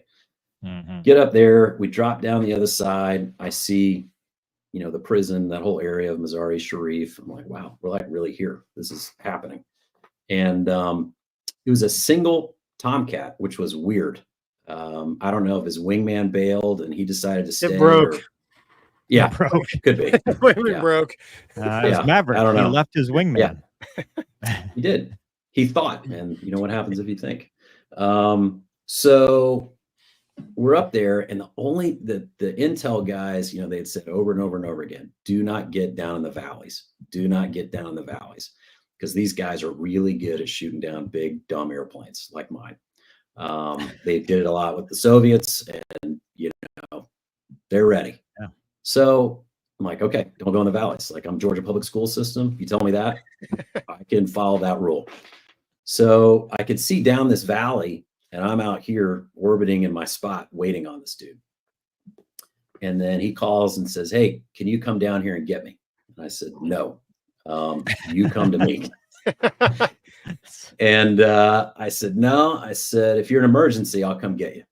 And he goes, we're an emergency. Dang it. I shouldn't have told him that. You give me that option. Yeah. Right. Or like when Tower says, well, what visibility do you need to shoot the approach? Yeah. So I said, all right, here we come. So we go shooting down this valley. And the whole time I am like, we're dead. I mean, yeah, and this is dumb. This is dumb. Bad idea. Yeah, this is so dumb. And the only thing I could come up with was they were so shocked at this giant DC-10 coming down there that they're like, this is a trap. This can't be real. You know, it cannot be real that is a real thing. Because we had a cloud deck right above us. I mean, it was like you could not get any more perfect. And we hauled down there to get this dude. And normally we would let you guys do a fighter turn on us. And I said, dude, I'm turning on you, and we are not refueling at the speed you normally refuel at. Can you hang? And I gave him a really high speed. He's like, I'll hang. We rip in front of him, hook him up, get him out of the valley, give him all his fuel. And then, of course, he takes too much gas. So now he's got too much fuel. And so he comes off to the side, you know, we chat for a minute, thanks, all that stuff. And then I said, well, instead of just thanks, how about a little show on the departure, you know? And he goes, you got it. So he pulls right in front of us. And I mean, the burner cans are like right off the nose of our airplane. He goes full burner to the point our whole cockpit is just shaking, you know, violently. And then goes perfectly vertical and just disappears. And we were like, that was awesome, you know? Yeah. And then we sat around for 14 more hours because no one else was flying. And then we finally got to go home. And that's the end of the story. They must have thought you were going to light the boom on fire like napalm. And that's why they were scared of you. Never a good idea. Never a good idea. But yeah, it, you know, we used it in a threat environment that you probably wouldn't expect. And like I said, I had not gone through a lot of training on what happens when AAA goes by at night. That was not something I had spent a lot of time studying about. So Did they even, I mean, is it- there even any of that kind of training when you're learning, when you're getting your quals? no, very little at that time. It was very Soviet based. But the cool thing was we had gotten a B-1 weapons school guy hired into our squadron, and super good dude. And the one thing our squadron commander did was he tried to hire somebody from every airframe in the Air Force. And he was like, we're going to be a mutt.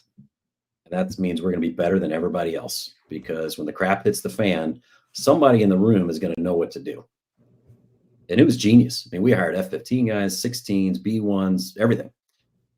So this guy is still a great buddy of mine.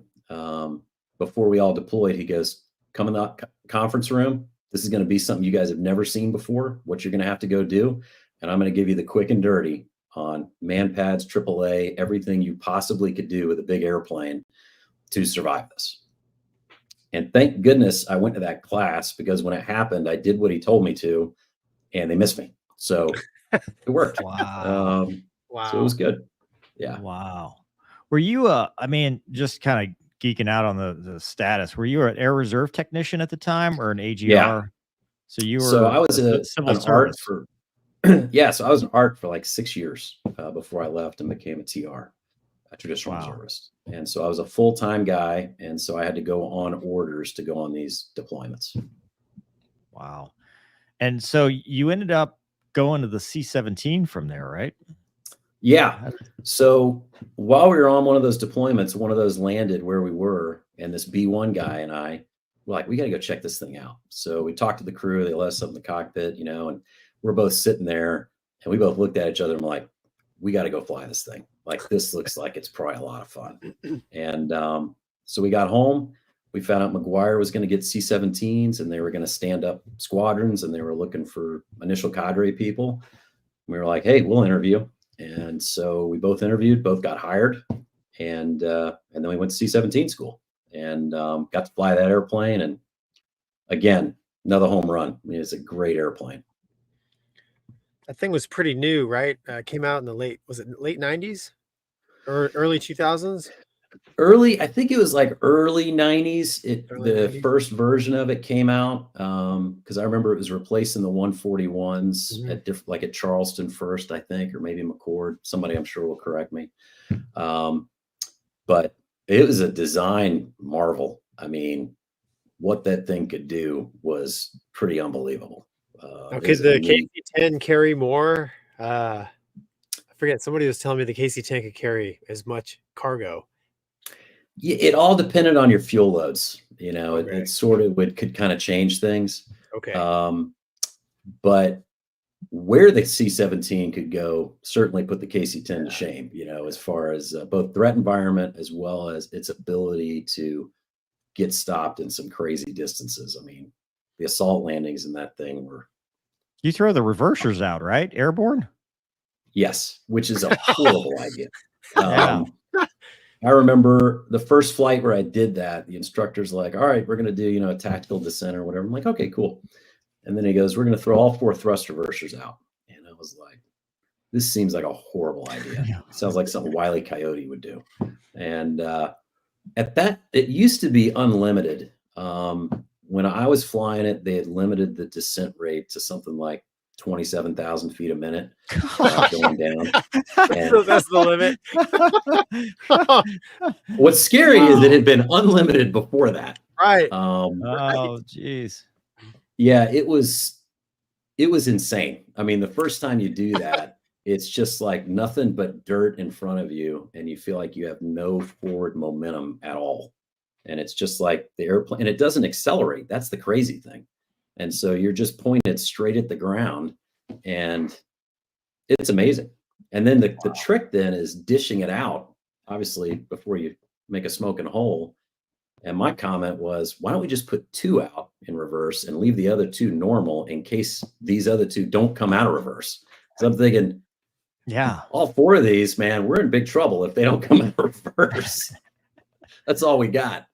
And it was amazing. And the low levels that those guys fly in that thing, 300 feet, modified contour, doing, I guess you're doing what, almost 400 miles an hour. I mean, that's a big airplane to be down that low doing that. Yeah. And it was, Yeah, we've seen the I was happy when we Australians. got to 10,000 feet. I was Yeah. like, that's low enough for me. And the instructors know we're going to get a lot lower. I was like, okay. And Did then you like probably to like you guys, you get too comfortable down low. That's true. Yeah. And Did you like the then stick and HUD? Loved it. Absolutely loved it. Every airplane should be a stick and a HUD.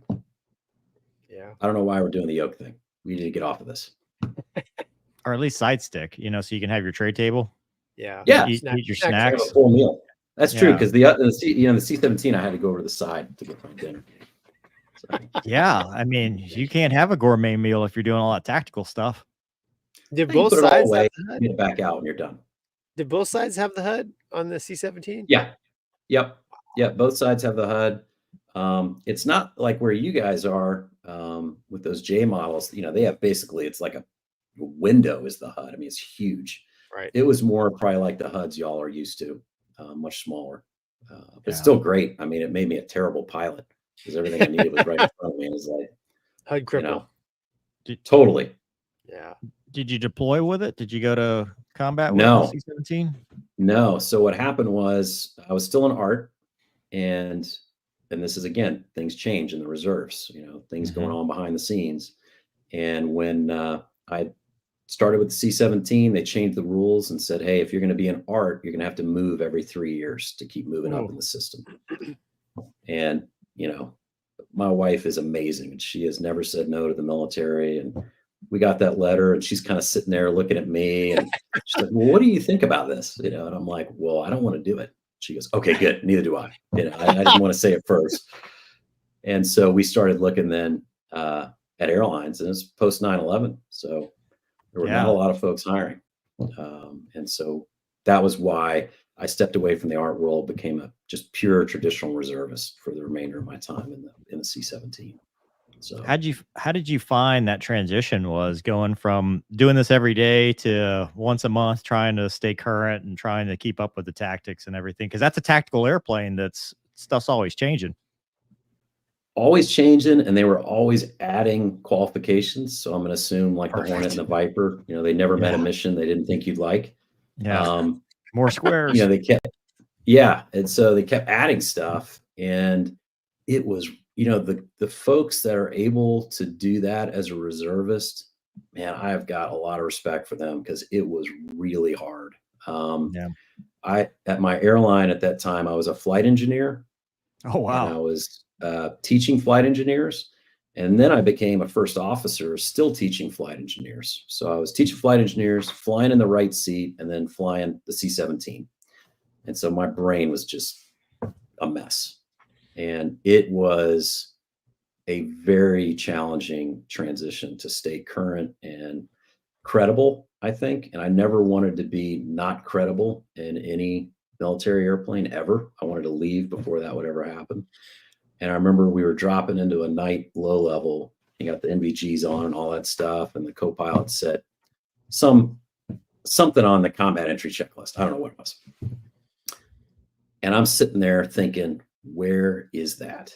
And I'm looking around, and finally I flip my nogs up, and I'm like, where is that? And I'm looking at this overhead panel, you know, and right then I was like, we're going into a low level at night and going to be doing assault landings at night on NVGs. I'm not where I need to be right now, you know, performance wise, because of juggling all this stuff. So I flipped my nogs back down, and that was the moment I decided I probably need to get out of the tactical flying world and go do something else in the military if I want to stay in, because my airline job is my primary job. And that's the one that's, you know, paying the bills and retirement and college and all that stuff. And so landed, sent my wife a text and said, probably going to be looking for a new job here soon. And the flight went fine. No one else even knew it. It was just me, you know, I knew it.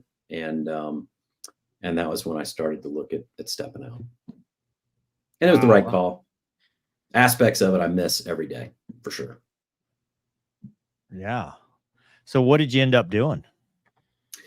You know, initially I went and became a Cat E reservist and was the worst admissions liaison officer the Air Force Academy has ever seen.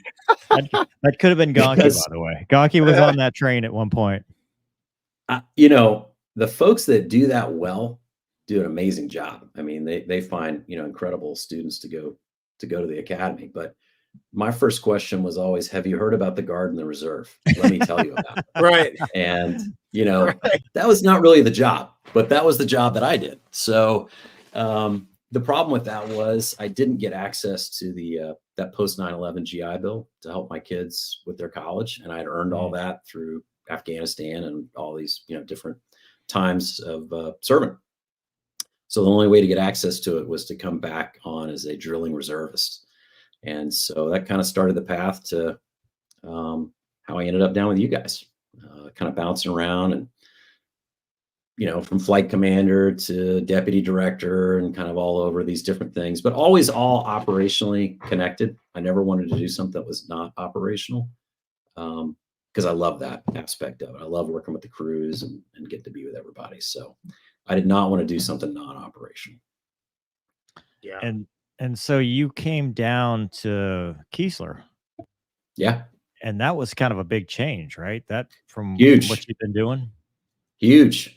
And who knows how it was going to go, you know, it was a job I'd never done before. And, you know, thankfully the folks down there were exceptionally kind to me. I think when I first stood up in front of the wing, I think I said, you're probably wondering what the hell a tanker pilot is doing down here in a 130 wing. So am I. So we're all in this together, you know, we'll figure it out. But, you know, I learned pretty quickly they didn't need another 130 pilot. They needed somebody to help them with a whole lot of other things and to get them a lot of the stuff that they needed. And that was the job. And so I loved it. I loved working with those folks down there. Y'all have, I mean, your current boss is one of the best people I've ever worked with, honestly. That whole leadership team down there is just phenomenal. I think the world of them. We got back to for those folks. You got to get back together with our safety. Your old, That's right. Classmate, which is cool. Trust me, he was one of the first calls I made when they brought up the job. I'm like, hey, dude, give me the lowdown here. He's a cool dude. Great guy. It was kind of a trial by fire because I remember one time when you were deathly ill and talking to the chief of staff and dealing with all the different stuff. Yeah, you know, you never know what's going to happen. Like day to day, you just never know what's going to happen. And, you know, I served as the vice or the deputy, but a lot of times the deputy will become the wing commander for a period of time as you transition and things like that. And that's what happened. And again, timing is everything. That happened at just the wrong moment because all kinds of craziness ensued. And, you know, if you're honest and can you guys still hear me or did I drop out? Yeah, no, yeah. Good to go. If you're honest and you tell it like it is, and you're not worried about getting fired, just like I might be after tonight for who knows something I said, people will trust you because they know you're not, you know, I'm not trying to go anywhere, you know, in other words, like, and everybody knows that.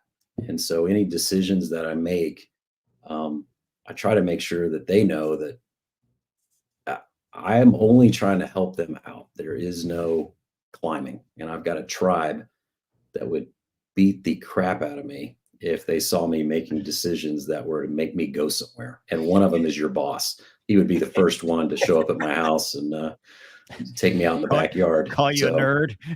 Oh, yeah. Worse than that. That would be the best thing that he would call me. Trust me. And he and I have a lot of the same mentors and people that we look up to and that raised us up. And because of that, anything that kind of comes at you, as long as you handle it that way, I mean, whatever's going to happen is going to happen. If you get fired, you get fired.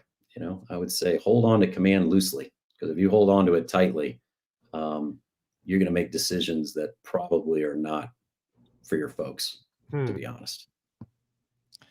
Yeah, I mean, from a personal perspective, I know I already thanked you at the beginning, but when I showed up down there, I had lost faith in the ability of anyone in the organization as a whole to lead people. And Kiesler, you in particular, and my current boss, and everybody down there changed my mind that it was actually possible for people to do the right thing and live a selfless leadership example. I mean, it is a uniquely amazing group of folks. I mean, I'll just, be blunt. It's not that doesn't happen other places. It certainly does. The people I'm connected with are all over, and they keep me honest. And I have in my back pocket, I've got a whole bunch of people down there. I have their names, and when I'm in places where we're looking for somebody, I told your boss, I don't play, neither he nor I play fair. And so I am constantly bringing names that are down there up in places where I work. And hopefully I do get to steal them. I'll take a little pride in that. So yeah, just so you know, when we or Wombat or Gonky or whatever, and we got to put the disclaimer up, because we're talking trash about how bad things are, doesn't apply to you. Okay. So just so you know, it's not a blanket waiver, doesn't apply. At least not when you're here. Maybe if you're. Trust me, there is another channel somewhere where people are talking bad about me. You can't. Don't ever believe your own press. Yeah, whether it's but they're good or nerds. bad. We don't care what they say. They're a bunch of nerds anyway. So I mean, you did all this stuff, and it was kind of a short, ish time down there where a lot of stuff happened, and then you moved on. What are you doing now, and what's next? Like, what is a successful So I'm in command end? now. Yeah, I took command of another unit in the joint world, and I am getting my tail kicked on a daily basis with what I don't know. That's kind of one of the reasons I think people like your boss, me, we keep doing it, is it's interesting. Airline flying and working as an instructor in the airline is a blast. I love it. I've got an amazing group of people I work with. This is totally different. And so, I don't know where it's going to go. I'm 3 bad days from leaving anytime at this point. Or one bad day from, my boss or my boss's boss telling me I'm leaving.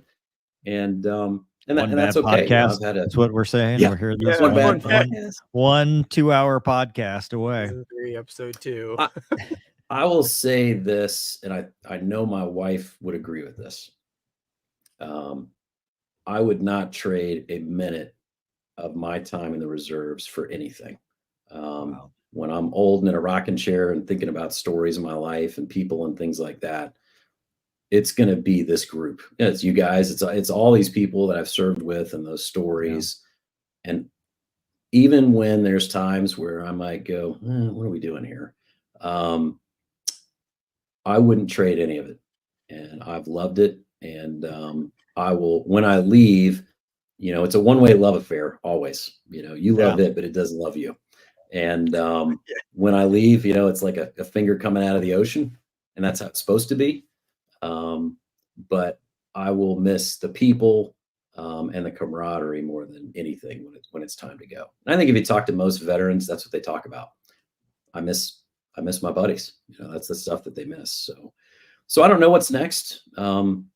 I serve at the pleasure of a whole bunch of other people, and they decide if I'm going to keep doing something else or maybe not. But I love what I'm doing now. Yet again, I'm with an awesome group of people, and we're having a good time. And like I said, I only bat about 200 or 300 ever. And so the 7 to 8 times out of every chance, I'm going to screw it up. But you just keep moving forward and trying to do the next right thing. And so far it's working. So you kind of just answered what I'm about to ask you, but yeah, we talk about a lot of advice for, kids off the street, right? We talk about make them tell you no, and, don't stop trying. But one of the things I think is a resounding theme that I've talked about is the 10-year point. You make a decision and you say, hey, this isn't for me. I'm going to move on. What is your advice as somebody who's had some longevity for somebody in that last 10 years or 15 years or 20 years in terms of, how to be a good leader without getting sucked into the politics and still take care of people?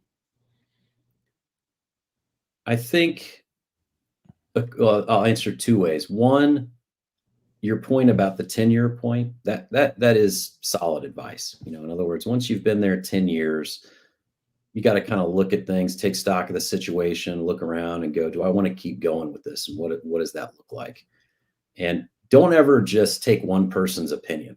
You got to really go out there and get a good sample of stuff. And because normally the loudest people are the smallest percentage of stories, right? And so if you get a good sampling of folks, you're going to get some good advice. But it's just advice. You got to make your own choice. And then going forward from there, I kind of said it a minute ago, hold on very loosely. Don't get the golden handcuffs or the career handcuffs where I have to be able to do this, or things in my life just aren't going to be right.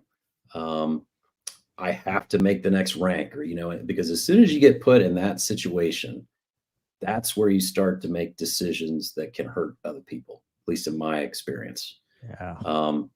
When I can always look at something and have a very blunt conversation with a senior leader and say, I agree or disagree with this, and I'm going to follow your orders, but here's my opinion and here's why.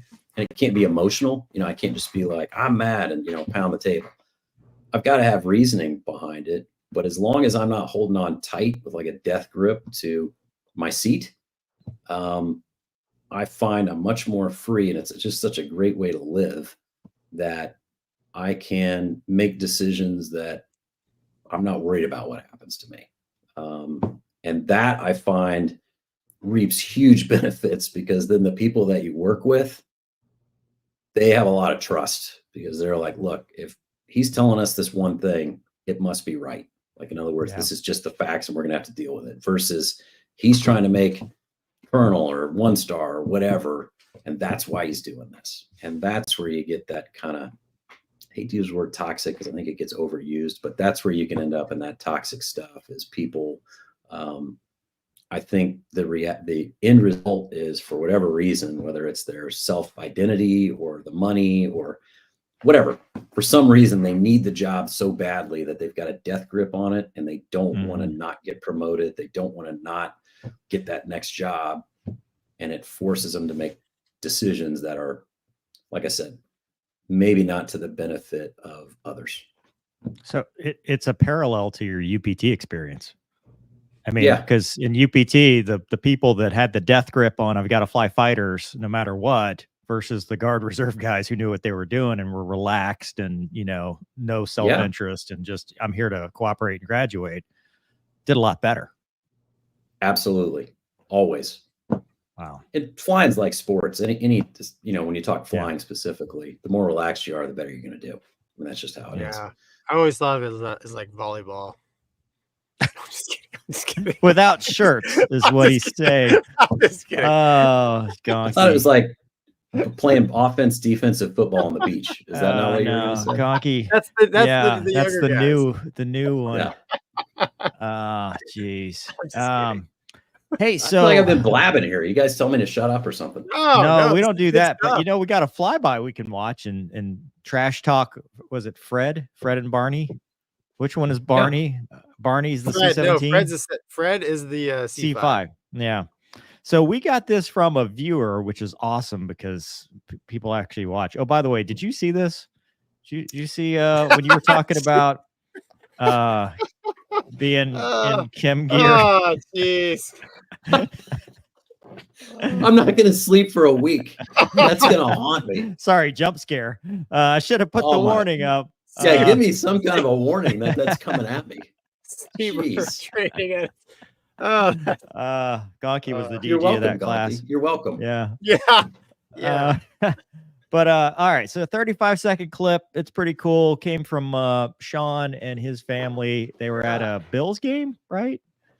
But I'll play. It won't let us talk while it plays, so we'll see you in 35 seconds. All right, sounds. Landon, say hi to Mover and Gonky. Hi, Mover. And Gonky. Hi, Gonky. Is that Gonky flying the heavy?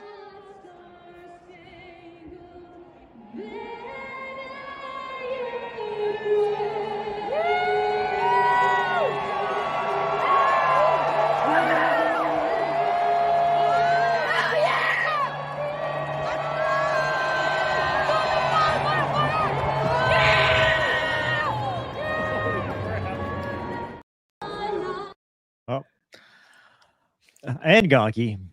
He got you back eventually. Not me flying it, if anyone's curious. Well, it was early. It was like No, super early. it wasn't actually. The nose It was early, actually but pretty the tail decent. was on time. That's true. The nose is way early.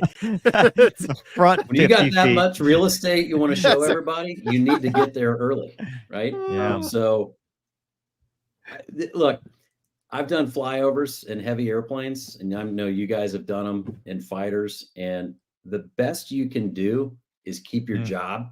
Break even. You're never gonna land, and they're gonna be like, promote that man right now. The only best that's 300 knot flyby at 1,000 feet I've ever seen. right. You know, the best that's gonna happen is you're gonna end up on a podcast with someone saying you were early, or you get fired. Like those are the that's kind of the bookends of it.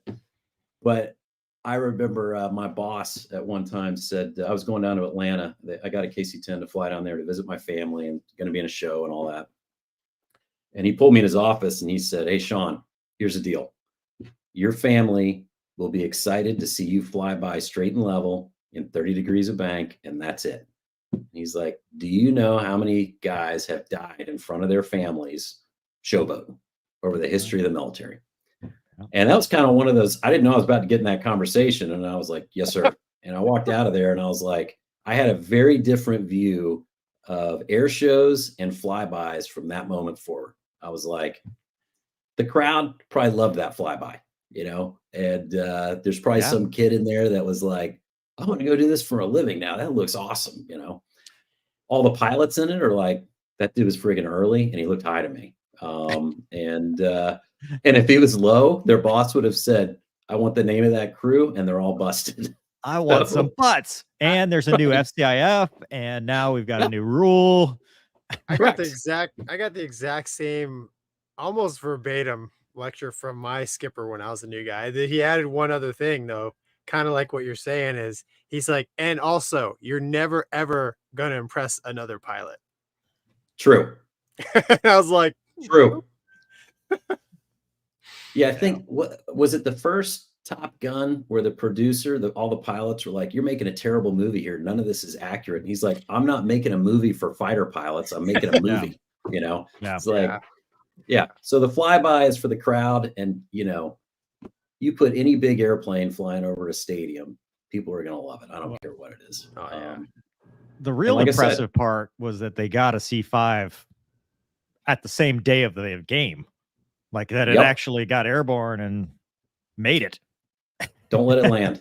It wasn't. Don't let it, keep it flying. Just keep going back to Lackland. We had a pretty good rivalry in the C-17 with the C-5 guys, so I can say these things. But it was all in love, all in love. Awesome. I'll tell you what, that thing is huge. When you're airborne, like refueling with it, when it would pull up underneath you, the entire nose of our airplane would get shoved over. And we would ride like this. Yeah. It was impressive. It creates a pretty impressive bow wave. Wow. Yeah. My favorite C5 thing is that I applied when I was in college. They told me they don't think my scores are high enough that I'll do well in pilot training. And then I met the guy who turned me down at IG school. And he's like, see, I did you a favor. Right. That's what he said, right? You're welcome. He did. Yeah. He's like, I did you a favor. I was like, well, actually, yes. Yeah.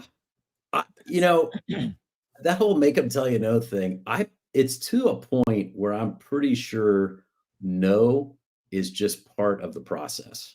In other words, I think they're going to make you hear no 2 or 3 times before you finally work your way in. And some of it is how bad do you want it? Not with my medical school. That was definitely a no.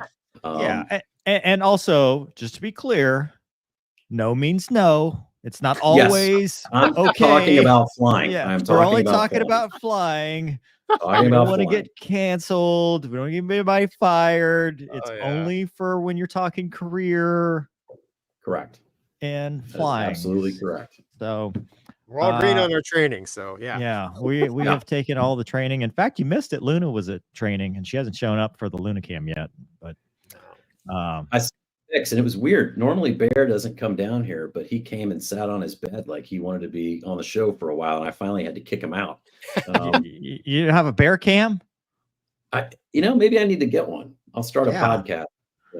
Well, you're always welcome on this one, but so typically I may have a lot of time after tonight. Let's you see. might have a lot of free time. Yeah, well, Yeah. I mean, listen, I've been fired. It ain't that bad. Yeah. I mean, you get over it. I mean, things It is what happen, it is. things change. You just have to be willing to say yes. There you go. So we like to finish off these shows with the mental health minute, as you've talked about Yes. at the beginning.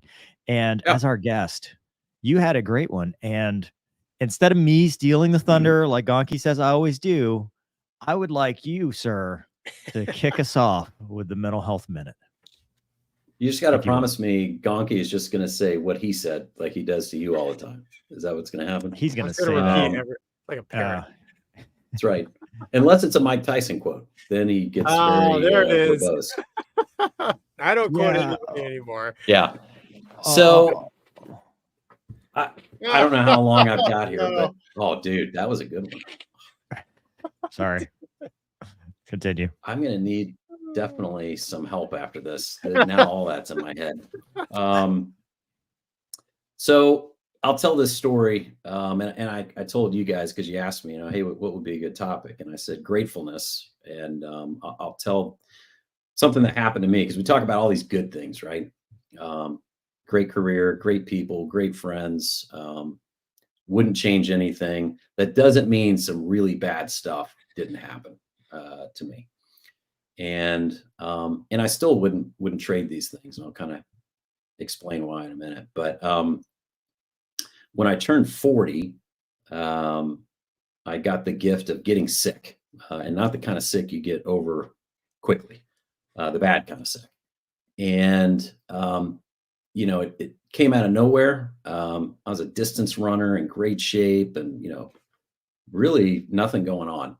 And then the next thing you know, I'm down hard, and immediately lost my medical. I was grounded in the Air Force, and it happened so quick. It was kind of makes your head spin, because one week, you're flying in and out of Dallas at your airline, and then the next week you're out of the community.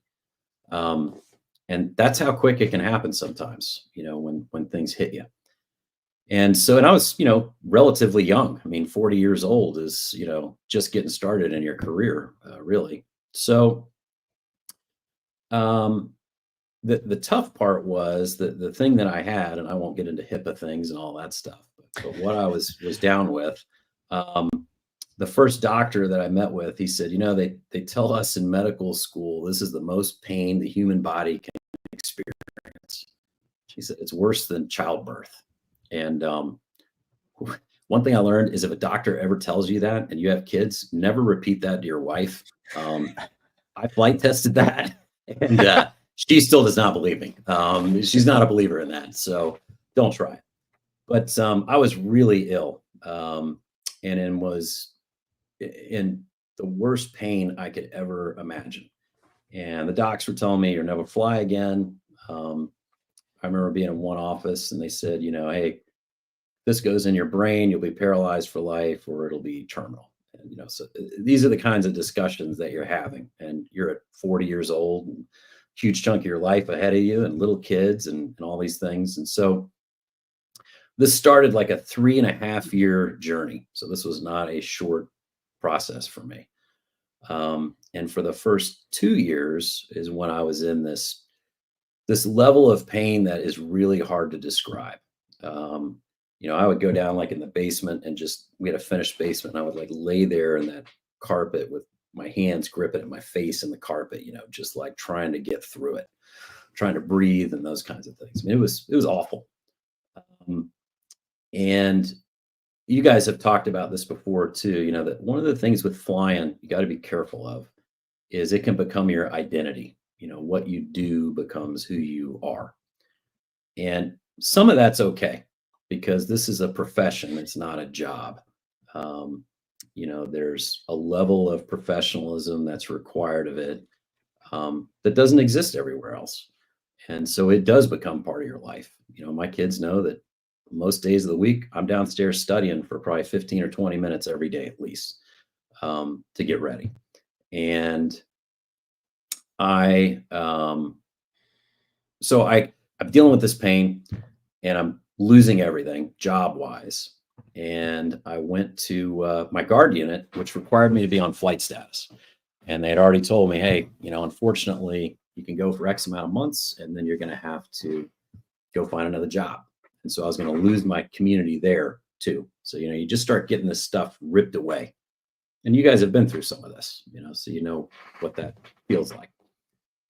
So it was interesting because I had this science background all through school, and I loved that research aspect.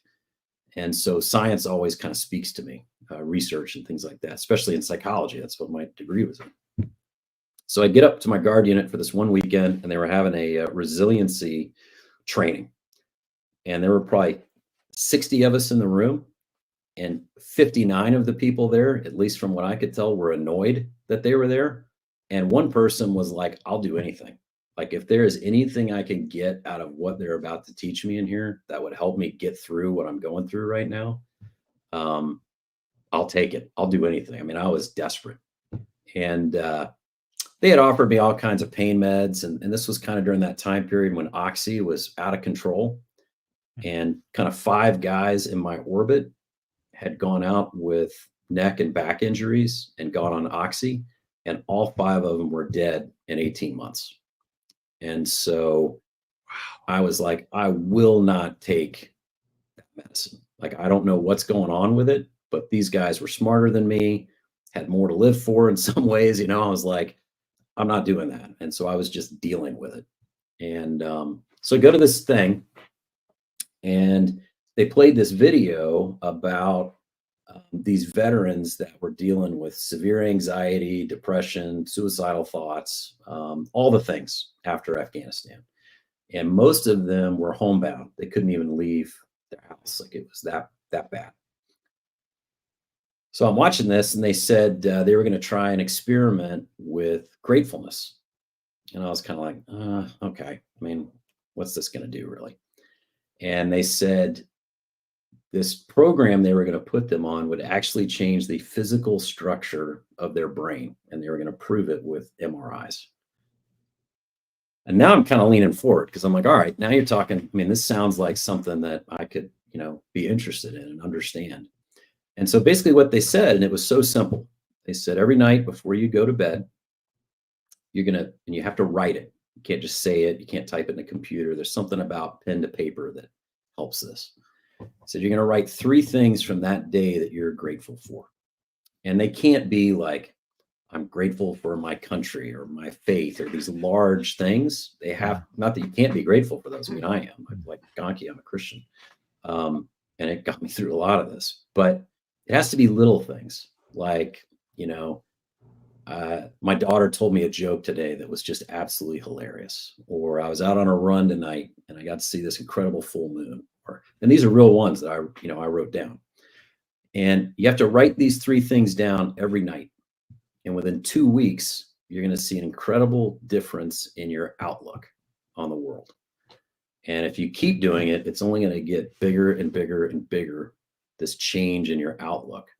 So they followed these veterans who did this, and they showed these studies, and these folks went from being completely homebound to not just out in the world, but they had like joy again. And it wasn't that they weren't still missing their leg or didn't still have these kind of tremendous injuries and weren't in pain and all these other kinds of things, but they were grateful in the pain, not because of it, but they were grateful in it. So, and that changed their outlook and allowed them to go out and succeed. And when they talked to them after they had been doing this for a while, you know, you saw the first interview, the before and the after, and the difference was unbelievable. So I went home and I'm like, look, this is not a medication. This is like, you don't get any easier than write 3 things down a night and see if it makes a difference. And so I did. And I had a little book. I still have it. I still write stuff in it. And I just started writing down 3 different things every single day. And it was so quick that my outlook changed and went from everything I lost that I was so focused on, all the flying, how much pain I was in, all this kind of stuff. And that, who knows what was going to happen to me because of my health or whatever. And I started picking up on all these little things that were a positive in my life every single day. And almost immediately, I found I would wake up and start looking for my 3 things. And I would pick, oh, that's going to be what I'm going to write down tonight. And my brain, it was like a game. It was constantly looking for the good instead of focusing on what I had lost. Because look, we know the end of the story. I'm alive. I'm back to flying and all that. But back then we didn't know how the story was going to end, right? So what I always tell people when I talk about this is I got grateful while I was still sick. I didn't get grateful because I got well. And that's the hard part. And once I had that new outlook, I think it played a part in getting well, honestly. I mean, I think all that stuff can be related, but it got me out of that very dark spot that I was in for years. And it's a scary place to be when you have no hope and you have no idea what is going to happen in your life and you don't see a future out there that's very bright. And so that can happen to anybody. And I don't care what your rank is, your job is, like what you're doing. Every single person is going through something. And I will just say that aspect of my outlook changed everything in my life. And then when I got well, I kept it. But again, I didn't get it because I got well. I got it first and then I got well. And I think I try to bring that, kind of joy. It's not easy. It's a choice, every day you get to pick. But writing those 3 things down, they make me every day still look for those 3 things. You guys will be one of those for this, being on this, until I get fired, then maybe that'll be on the list. But all the free time I now have, I'm grateful. All the free time, my brain is now suddenly able to do all these other things. But I think too often people that get in like leadership roles or they get really successful in their career or whatever later in life, they sort of give the impression it's like those Christmas cards we all get, where everything's amazing and everyone won first prize and everyone did this and that and the other. And the year was incredible. I'm like, nobody's year is that incredible. Like, so I read the Christmas cards. I'm like, yeah, I get it. Straight A's, all these other things. But what really happened? Like what really went on that year that you learned something from? So I just share that to say it was a simple thing that didn't require medicine. And it changed my outlook on the world. And just because you see somebody that's far along in their career, don't ever assume that they might not know what you're going through. And having gone through that has helped me in hundreds, if not thousands, of conversations with people because of the empathy I have with them. And then I can talk to them. And like I said, it's got to be hundreds, if not 1,000 times in an office, sat down and you find out what somebody's going through and they hear your story and it just helps. So, Gonky? Yeah, that's you covered a lot, sir. I'm going to have to agree with you completely about everything. So no, there you go. Thanks, Mike. I mean, yeah, now you hit a lot of good stuff. I mean, a couple of things I'll add. I mean, literally the battle is in your mind, right? And I think probably all of us are constantly looking for ways to get better. I've read a lot of self-help books and, it talks about just that. I mean, it's almost human nature to kind of focus on the things that we don't have. And, one of the things I learned living in Asia, I actually here in the States, especially, I think that's a problem for a lot of people. We're a society, I think, that compares a lot, the Joneses syndrome. And I think that's a bad thing. Whereas when I lived in Asia, people were just happier, even though they had less, but when you would talk to them, you could tell they were always talking about the things that brought them joy in life. And they were very simple things, you know, and like when I went to Vietnam and stuff. So I think some of that is a bit of a culture thing here in the West, or at least in America. But yeah, I when I find that I'm beating myself up, it's usually almost always I'm focused on everything I don't have, and it's pity party time. And I don't do it all the time, but when you shift gears and start looking at the things that, holy cow, there's a lot of great things going on actually in my life right now, and it can really turn things around in your mind quickly. So just like you said, it does not take long. I read that technique in a book somewhere about, you know, before you go to bed, writing the 3 things down that you're grateful for. I cannot remember the name of the book. And then, like you said, you know, I'm a Christian, and it's crazy. Like a lot of these self-help techniques, the smarter I get on the Bible, it's like, hey, right there it is, right? So, but yeah, it's fantastic advice. There's no medicine involved, and it just takes a choice, which is you just have to do it and try it. It doesn't cost anything, and you know, I know it works. Mover. Oh yeah, just here you go, mover. Well, what everybody else How's has it feel? just said. Well, I mean, so hearing your story, you know, I hear a lot of same stuff that I've talked about and been through myself. You know, I've had the medical thing where, you know, the exact same story where they're like, hey, dude, we're not talking about flying. We're talking about whether you're going to die. You know, that was with the aneurysm, because that's how my mom died. And, you know, going through that. And I think as you get older and as you progress, it doesn't get easier. It gets actually more difficult because you've got more experience and you start catastrophizing, or whatever the word is, about how bad things can get, and you kind of spiral. For me, in 2020, you know, 1 into 2023, there was like this double, like, peak and valley, because, you know, I always talk about your mind as your most powerful weapon, but it can also be the most powerful weapon used against you. And for me, that happened. And I went through some stuff flying related, directly flying related, that I didn't want to be in an airplane. And that took about 6 months to get through. And that was tough. It was one of the hardest things I've ever done. And while I was doing that, though, it gave me the baseline to deal with stuff that would be much harder later, because I went to military family counseling, you know, the person in the squadron, non-medical counseling, just to talk. And that was some of the things that she gave me. She's like, look, you need to go walk barefoot on the beach, go ground yourself, go, you know, think of things that you're grateful for. It doesn't have to be big. And at the time, it was like, I'm grateful for my dogs. I'm grateful for the fact that they're still here, that they're alive, that they beat cancer, the stuff that was going on at the time. It's very easy to be grateful when things are going well, but it's very hard to find that when you feel what I would later term, which scared some people, because I said I feel hopeless and helpless. Like at the lowest part, I felt hopeless and helpless. And they're like, you can't say that. And I'm like, well, that's where we're at right now, because I felt I felt like the world was, you know, that like everybody had turned their guns on me, you know, and it was just a firing squad.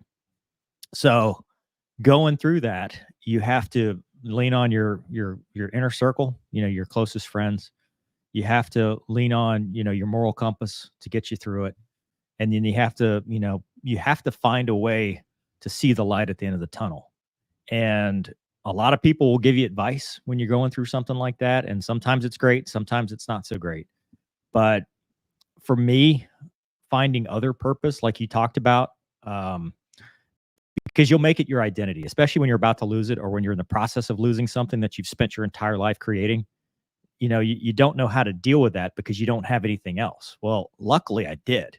You know, one of the things I did, which I just did this weekend, was racing.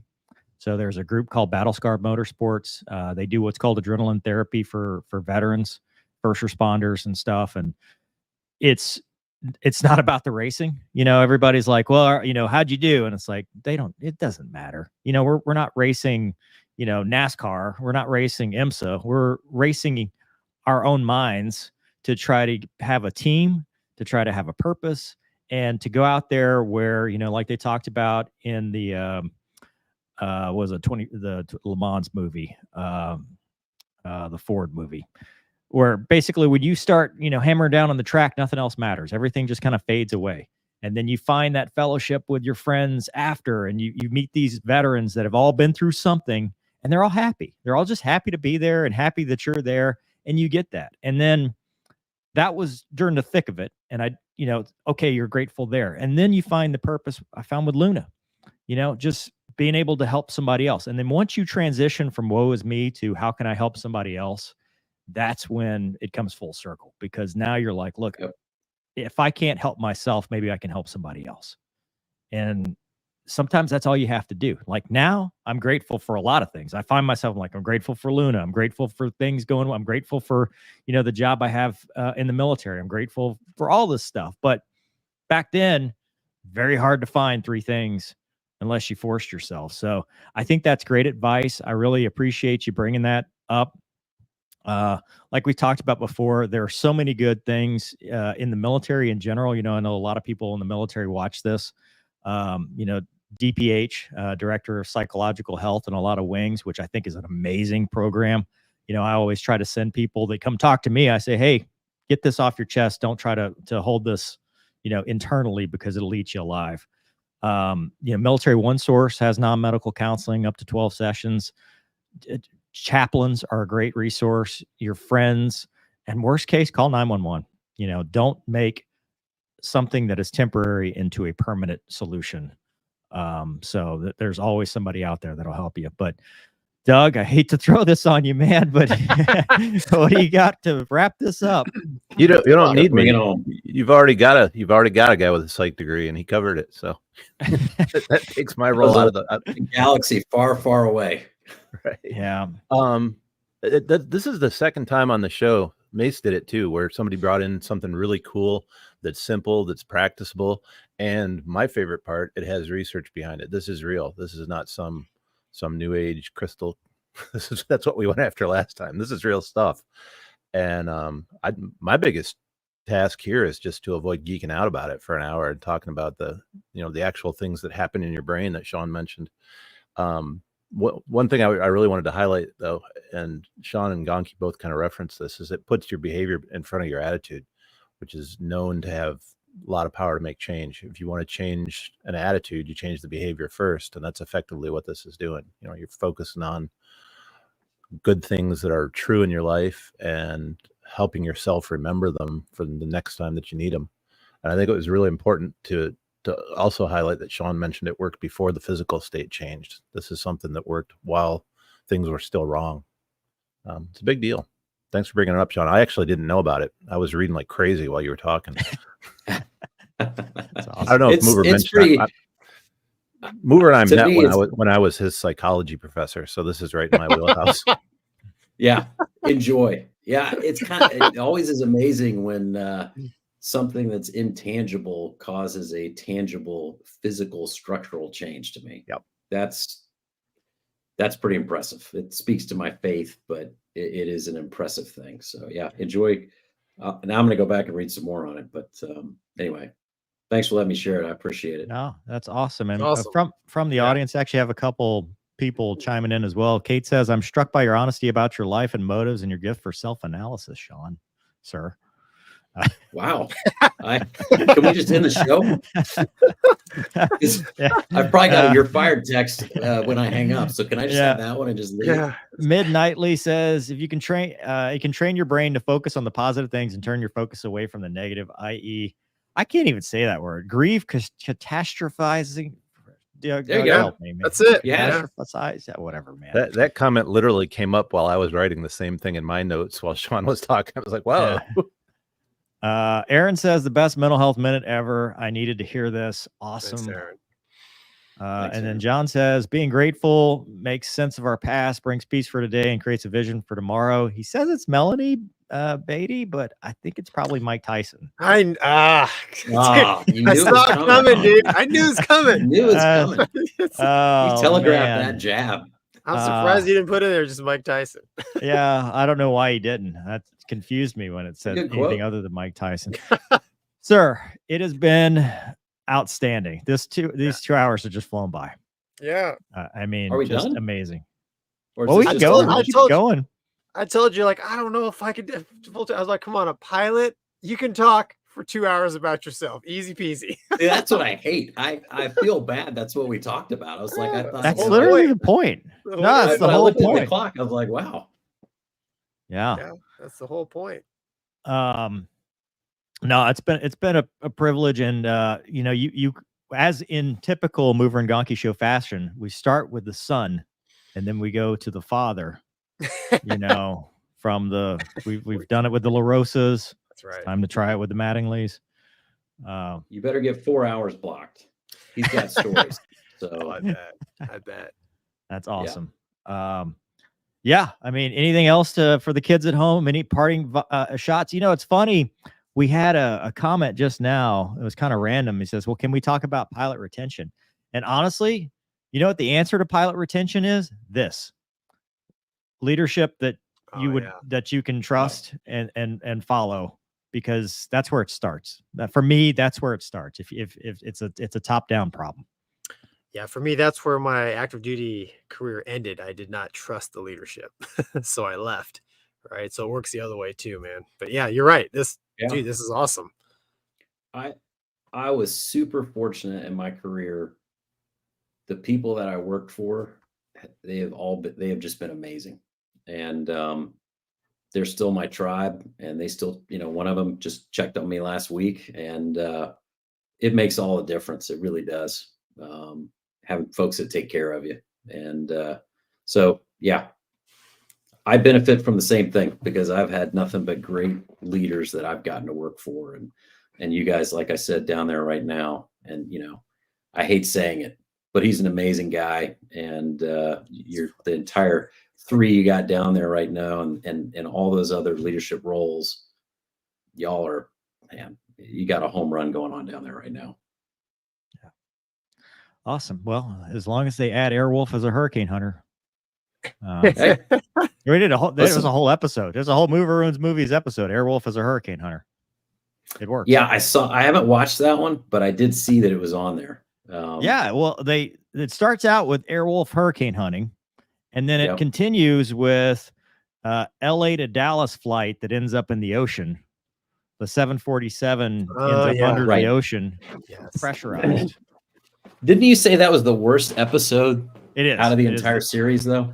of Yeah. the 3 seasons that we acknowledge their existence. Season 4 does Okay. not exist because it was Canadian. Okay, Might as well be metric. I mean, understood. Now you're going to start the metric thing? No We're gonna offense go to our down that Canadian road now? viewers. for legal reasons, this is not a joke. Anyway, thank you for having us. We Yeah. appreciate it. We hope you don't get fired. If you do, we'll protest. Yeah. Well, if Hey. I do, I'll have a lot more time to hang out. Yeah, we'll add and it'll if- be the Mover Gonky Shawn Wombat show. We'll just There you go. Sean I Sir. like it. And No. hey, if you're in the States, make sure you go out and vote tomorrow. A lot of men, and Amen. women, Exercise your rights. a lot Yeah. of men and women paid the ultimate price for that freedom. So please do that. Awesome. Amen. All right.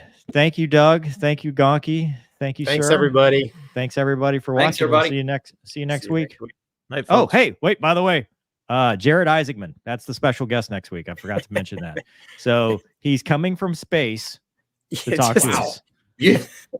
You guys are really upgrading next week. I mean, like, you guys are like here. It's pretty I mean, close.